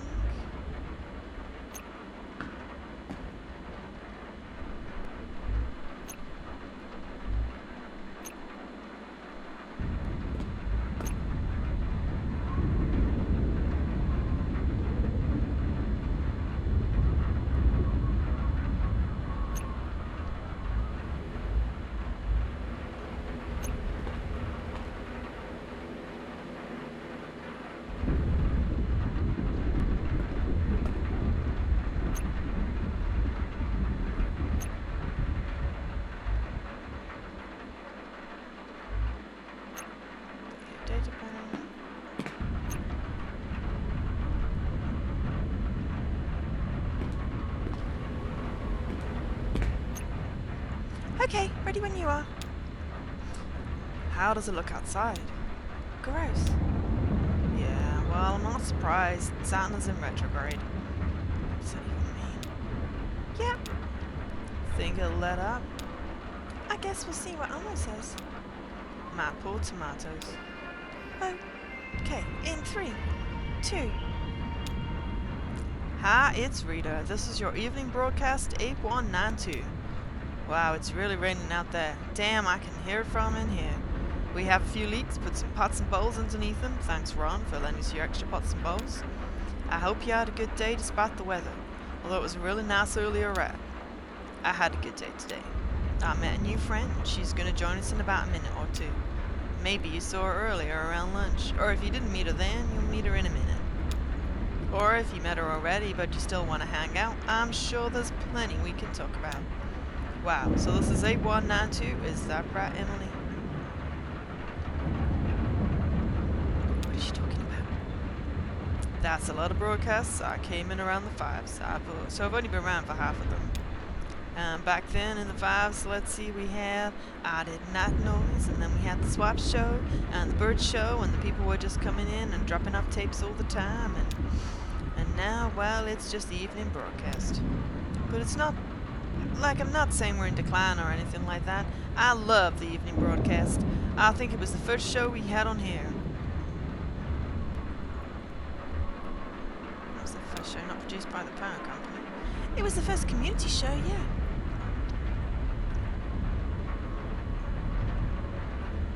There's empty hung shots and trees.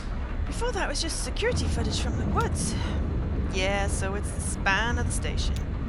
Or maybe it's the hat. Or is it the skin?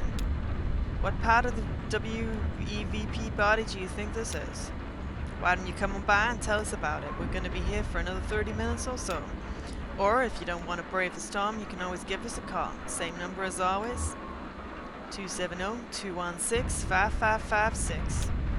Okay, so we're going to start with the tape. This is an old one. It's one of mine, but maybe you haven't seen it. Or if you've seen it, it's been a while, so maybe you've forgotten. Shit. What? She asked me to cue a tape. Probably another. Where is it? I don't know. It's probably still shelves. I'll find it. Thank you.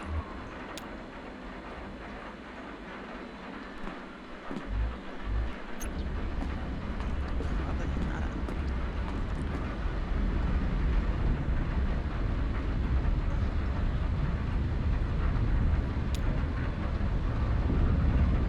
Can't keep anything here organized for long. There's a chronological order that I guess it's hard to remember sometimes, the order of things. Some of these tapes were made at the same time, and we started one video and then started another in the middle, and then came back later and the time is out, right? It's like sweeping a beach. Oh, wait a minute.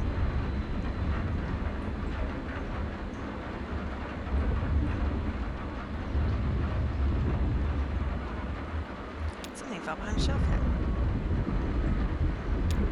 Gross, it's damp. It's empty. Ew.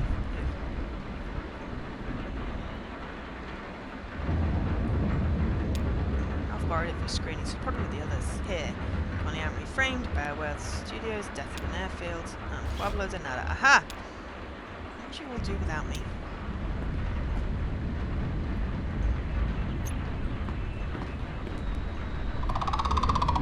Here you go, Mo. Hold off on playing this until Reed is done setting it up. Thanks, babe.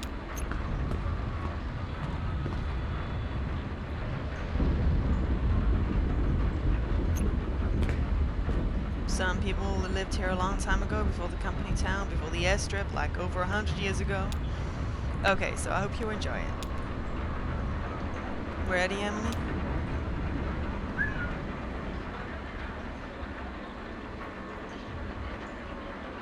Liberar a los caballos. Llegaron de Florida, This is antes cool. de Have you seen eso, it before? de algún lugar en América Central. Pero ninguno de los que llegaron aquí Yeah, it's, habían vivido something en else. América Central. You don't La sound comunidad convinced. se reconstruyó It's not a a bad sí way to misma, learn about history, though. persona por persona, en los años entre medio. She did a lot of research for this tape. The people of nothing. El pueblo Still have a lot construyó of those docenas worn-out de notebooks they left. estructuras I durante guess the su guy from the tiempo university aquí. took the rest. What did he say he was working on? Oh, right, the La archive única of de Utopian esas thought. estructuras It's a todavía big en preservation pie project. es la que Against llamamos another el people of nothing database on a shelf video, somewhere. la And here, cual on this tape. construyeron con el propósito de It ser is una history, right? Or is it biblioteca. just a story? Seems kind of sad now. Pero I think hasta this is kind of este a edificio memorial. ha sido Those are always sad modificado y memorials that people reparado used to live here. extensamente. Or is there even a difference? Probablemente ninguna de las Although, estructuras now presentes the son tape is just here on a originales. shelf. Every once in a while we dust it Las off and it otras shuffles around the estructuras airwaves construidas again. por el Like an pueblo old dog. fueron destruidas y recicladas Sorry, durante did I su say something tiempo wrong? aquí. Oh, no, nothing. I just have some weird shit going on in my head tonight. You know what I mean? La única Sure, razón that's okay. por la cual conocemos Sorry, de it's esas best out. esculturas Don't o worry about cualquier otra cosa del pueblo You es should. por las anotaciones should I visit? detalladas que escribieron, Yeah, it's sellaron almost over. y preservaron en la biblioteca. Este fue su credo. Todo es un experimento.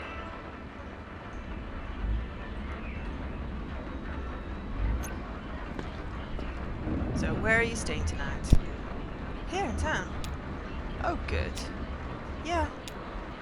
Even before the storm came in, I thought it'd be nice to get some rest before the long hike back to the highway. Ron offered his, loft? What? He said I could sleep in his loft. Oh, honey, he's talking about his barn. Ron, no one wants to sleep in your barn. Shrugs. It's not haunted. Haunting's a sight of a very comfortable barn. I mean, I could sleep anywhere, but the last time Bob slept in there, he needed a tetanus shot after. That's Bob, he's a hypochondriac. I'm not sure he even really needed it. You'll stay at my place. Oh, thanks. That storm coming, I should probably find somewhere to stay out here tonight. Maybe I'll just sleep here in the studio. Do you need anything? Actually, do you have an extra toothbrush? Nice to sleep under the stars. I think I do actually. Yeah. Oh my god, I've been in the woods, you know. Right. I actually used the twig this morning. I kind of chewed up one end. There's still sunlight there. I've done that. Really? I'm disappointed. I thought I invented it. Even better, you can chew on some pine needles. It really freshens your breath. I mean, it's not perfect. Wow, that's roughing it. Just close your eyes and pretend, I guess. Right, exactly. Even then, it's not just the same as real toothpaste.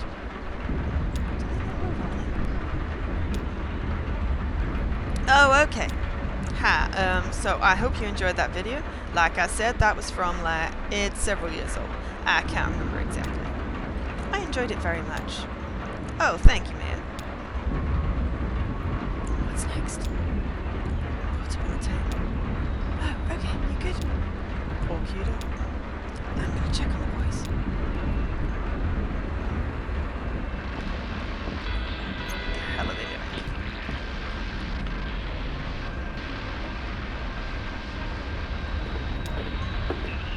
So then it won't move when it scans between stations. Okay. Because that's where they live, right? Well, no, I just want that constant static noise. Right, the noise, that's where they live. They don't live anywhere due to their ghosts. Oh, okay, why does it matter where you tune the radio? It's like soil in the garden, we need rich soil, right? Mashed up, rough leaves and stuff. Compost. Oh, hey Anne, how's the show?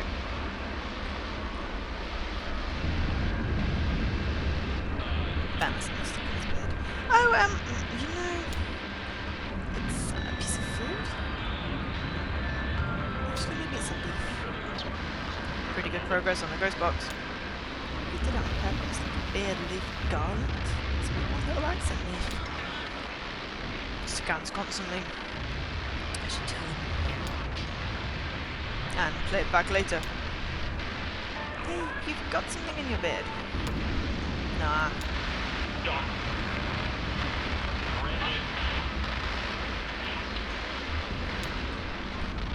Did you hear that? That was definitely a voice from beyond the grave. It sounded like, I clearly heard dogwood in there. Yeah, kinda.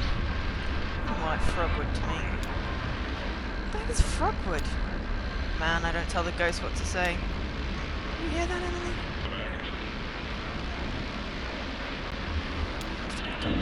Dogwood, of course.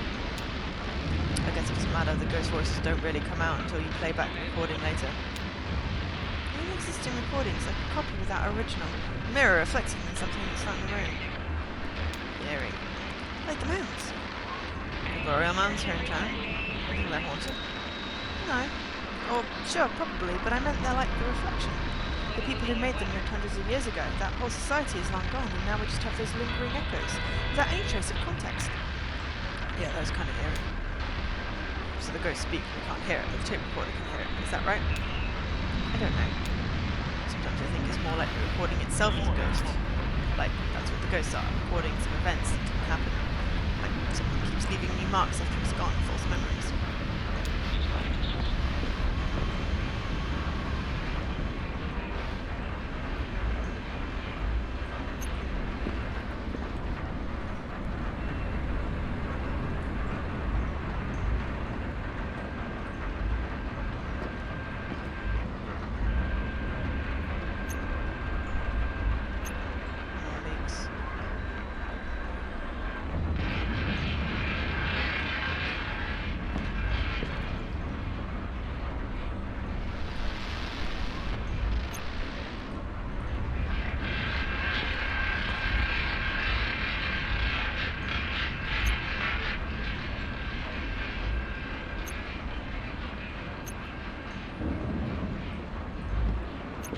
It's a big moment. So, okay, Ron, anything you want to tell us about the tape? Everything on that tape is wild. Really? Everything? Wild stuff indeed. Even the horses. Everything on that tape was wild.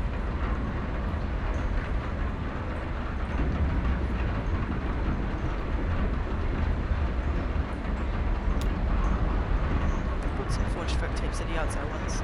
Lady said they were live tapes of Gene Ritchie playing a dulcimer at some local bar. They were pretty good too. A bit noisy with the rattling bottles and chatty drunks, but it gave the recordings a certain aura of authenticity. Were the horses wild? I thought those were the horses here. Oh, the neighbours? We call the horses here the neighbours. No, I didn't recognise that one. I noticed some of the background sounds repeating. Someone telling the same old story at a bar during every song. Door opening and closing exactly the same way.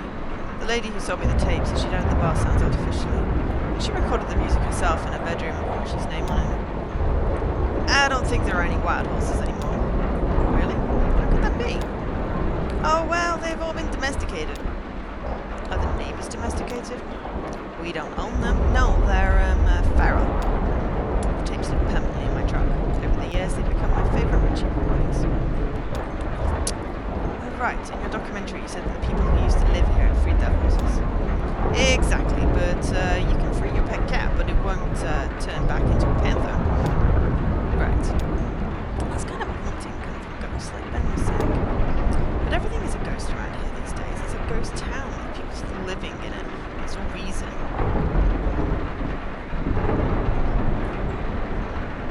Despite all the pain in this town's history, the traveller did not vanish, the airstrip went bankrupt, the company town buckled under guilt and exploitation. When the first people here, all we have left of them is their graves.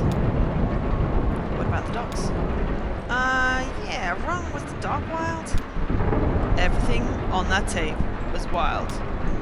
Just ignoring it isn't so dramatic. We can just decline peacefully into irrelevance and then one day stop completely unnoticed. That sounds nice. It didn't look wild to me. I guess it's a matter of perspective. I'm not sure I agree, but now's the time for the weather. Thanks again, Ron. Hanging on long past the expiration point. Well, the weather should be pretty wild. I can hear it from myself right now. Yeah, getting pretty intense out there. Do you get storms like this a lot? More and more. Right, of course. And then, of course, there's the actual ghost. Alright, here's Elmo with the weather report, and lucky us, we also have Cyrano Cole, who stopped by to add some drama, musically. Here's going to be the Rum Colony later tonight if you need a cocktail after the show. So let's go live to Elmo for the weather report. Oh, is Elmo ready? I should make sure the camera's pointing in my direction.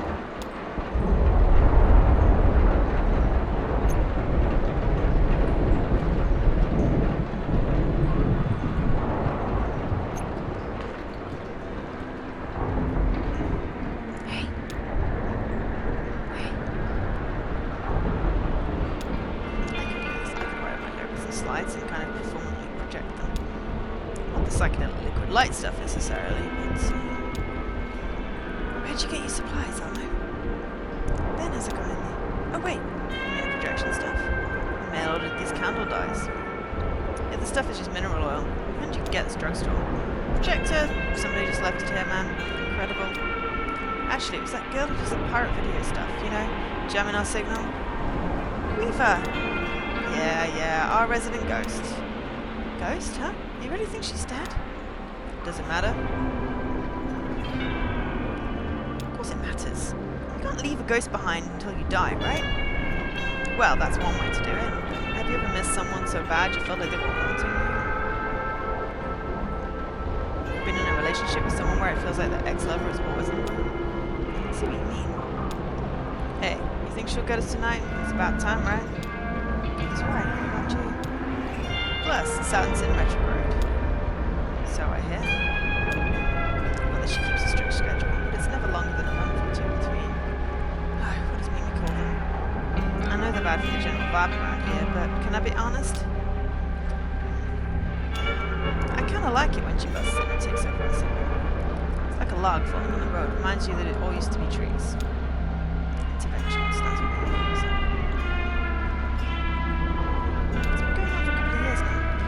Performances were cool though. I never saw her perform, but I heard about it. Oh yeah, I saw her do it a few times. I was into it. The first time she jammed our signature on the broadcast, I didn't know who she was.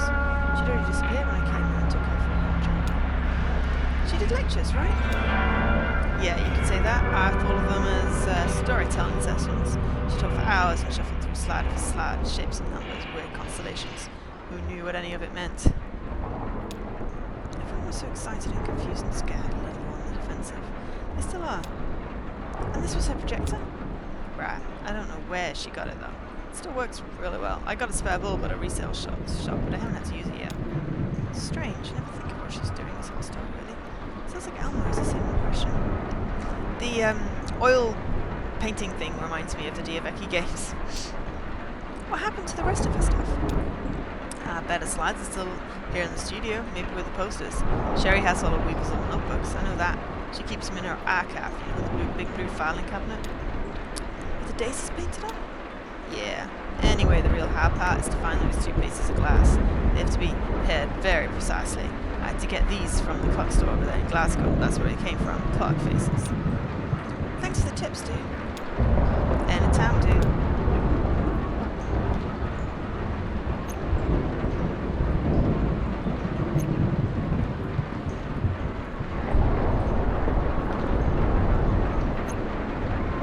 Thanks, Elmo and Cyrano. So next we have a selection from the video database. You're gonna like this one there. This one's about caves. Yeah, local caves. We play this one a lot. It's pretty cool.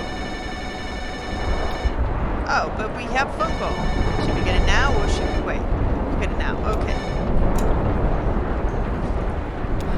Hello, WEVP.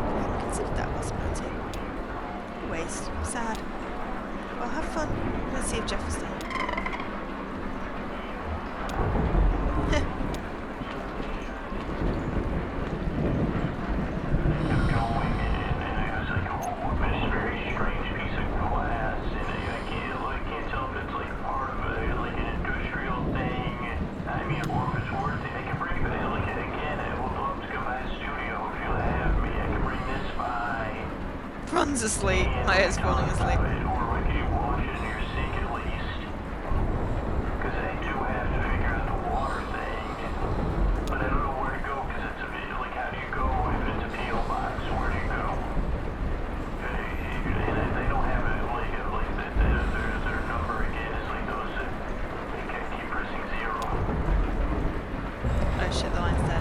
phone lines are such a mess up here. Hello? Was that the storm or was that the damn phone lines? Man, they're really flaky. Business as usual. That's a pretty soothing voice. That's Jeff. He's a regular caller. He's asleep.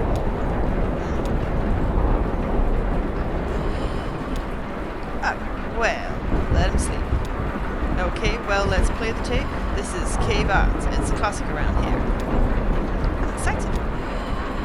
Someone's got this one queued up. Way to go, Mo! Actually, why am I playing the tape? So Weaver is a ghost with some agreed upon definition of mechanics. That means WEPT is haunted. Should we be doing something about that? Aren't we supposed to, like, have an exorcism or something? I mean, you can't just leave a place haunted. That would be negligence. I'd miss it, though. I guess there are good ghosts and bad ghosts, like spiders, good in the garden, bad in the shower. Whoa. What the hell? What was that? I'll check it out. X. Should we go help? Oh no. He's, oh, the tape is over. What do you think? That was great. Yeah, I like that one. I kinda... That sounded pretty close. Oh no, is the power out or just the lights? I don't know. It's, I'll take a look. Maybe a fuse blew on a relay or something. Some scared rat chewed a wire. Abandoned ship. Just kidding. Guess I'll take a look around and see if anything's smoking.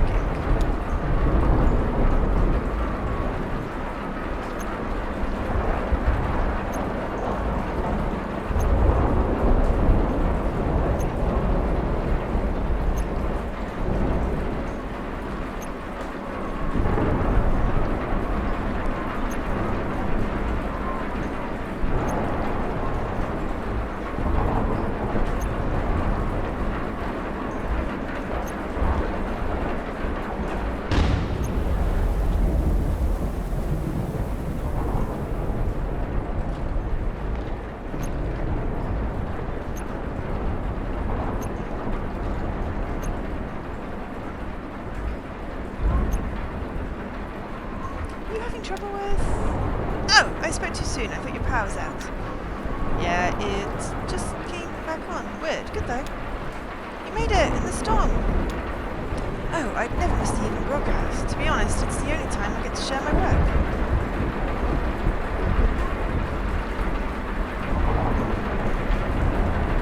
Nikki's still running torches the other time. Sure, that's great.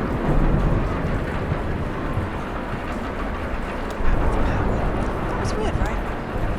Power? Oh, it seems like a normal kind of thing to happen in a storm. Yeah, you're right. I just have an eerie feeling tonight. Well, you know, it sounds in retrograde, right? It sure is. Well, ready to go? Ready.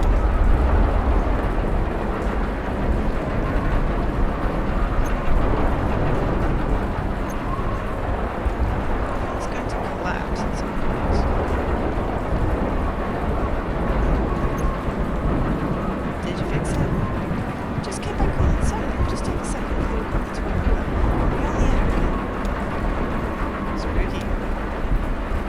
Disaster out there. The neighbor's barn is basically underwater. Wow. So just completely... Yeah, just completely flooded. I've asked Ron on the way in. He's going to take a look and see if there's anything he can do. Will he be okay? Ron knows what he's doing. He used to be a firefighter. It's a little bit different though, right? I guess.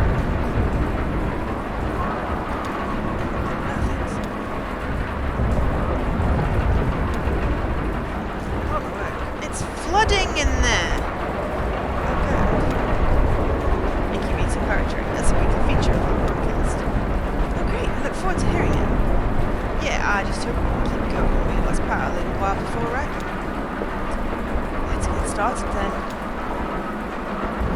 To the out-of-towner. What eagle flew you to your final bed? It was not man that brought you there to sleep. The men who left you bloodied then fled. Had chosen mud and watered creek. Did wild turkeys gobble dirt and care, and wipe the moss beneath your eyelids clear? Did cardinals pull the twigs out of your hair, and wash your hands and feet and trim your beard? When wood dogs dressed you in your resting gown, and pigeons fashioned shoes from leaves and bugs, then sewed flowers in the burial crown, one who made your headdress was the men who broke your body, where were they? The vultures stayed home on your funeral day. Emily, look at the monitor! Dude, be quiet, we're live right now. No, we're not, look!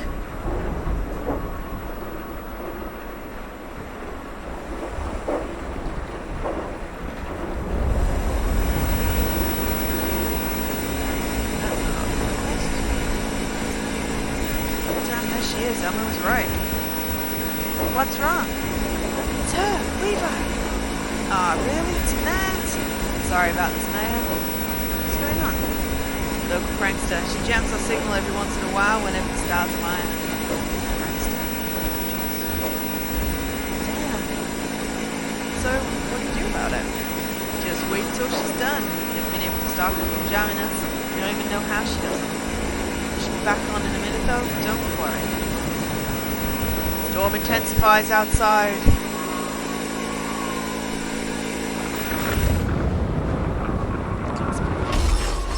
Oh dear. Yes. Didn't really work out right. Everything sort of exploded.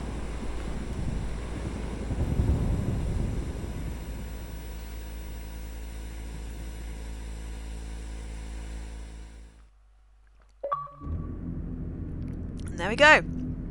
Pueblo de Nada. Let's do a quick scan.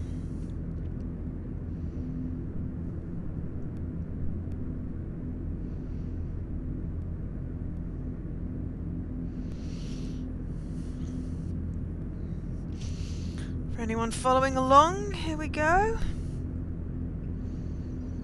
And is it scanned?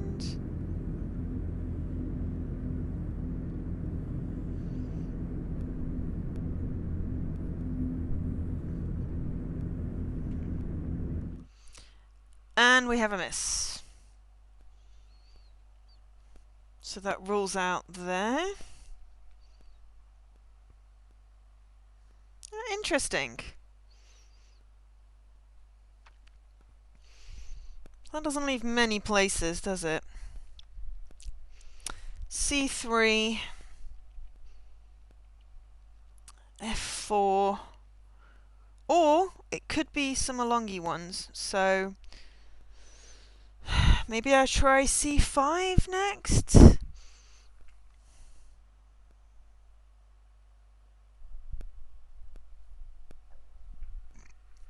It's okay, Alkesh. No need to be sad. I've got my badge. I don't really care about getting all the ships, particularly. I mean, I'll get them, but it's okay if I don't.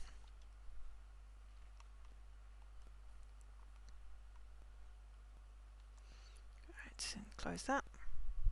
Yeah, it's okay if I don't. It's not the end of the world. But I suppose what I should do is get some... Oh, I forgot to remove Lake Ridden yesterday. Oh, wow, now everything's gone nice and big. It's like, whoa, now it's all big and I can see what's going on. So... yeah. Oh, now it's gone small again. I mean, if I try C5... at least that'll clear up whether... maybe. It may still be a miss.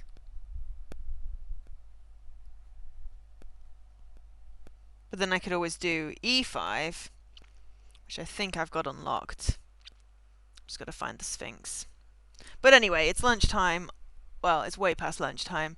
So I don't think I'll be streaming anymore today. I'll just crack on with some of these offline.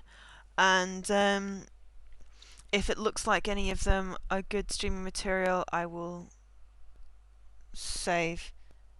Yeah, C5. The ships could be stacked.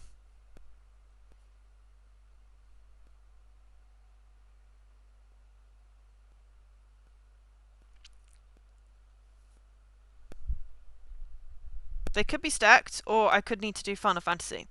So if I clear out C5, then I will have a little bit of a better idea. I mean, I don't really care how many hits and misses I get. I've got my badge. That was the main thing. I didn't want to miss out on my badge. So if I try C5 and E5 and they are definitely misses, that blocks in and tells me that it's definitely Final Fantasy that I need to play to get that boat. And then the 4 ship, if I just do the middle 2s of the last big things, I'll find out where they are. I'm really trying to avoid... No, I'm not trying to avoid it. I have no problem with the game. It's just, I've done about 7 side quests, because I've got the 5 side quest achievement. Or I've done at least 5, and I've got to get 20.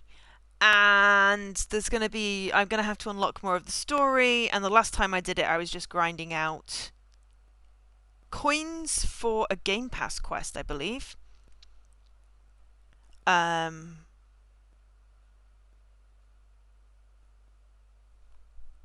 the last time I thought I'll just progress in this story, I got stuck in a huge story chunk and couldn't do anything else. So, yeah, I'm not trying to avoid it. It's more that it's going to take a long time. Oh, no. I've got no problem with it. I mean, okay, yes, Final Fantasy 15, not as good as 13. 13, 2, hands down, one of the best Final Fantasies, in my opinion. Final Fantasy 15 is basically a bunch of boys hanging out and... You know, it could have been so much better. But it's not a problem. I just need to go in and I just need to load it up, find out how many side quests I've done, but it'll be somewhere between 5 and 10 because I've got one achievement and not the other. So, yeah, I don't have many side quests in my queue. I know this because I remember looking, so I'll have to unlock them. So it's going to take a long time to do. That's why I'm kind of hoping that the ships are stacked, because at least then, even if I have to play Siberia, which I will if they're stacked, I hopefully can get away without having to do the Titanfall one because I got a bit stuck. So yeah, I can like pick and choose something to check those 2. Oh, hang on, I've got to go. So I will see you all later. Thanks for watching. Joe, Angel SK, all that. Bye.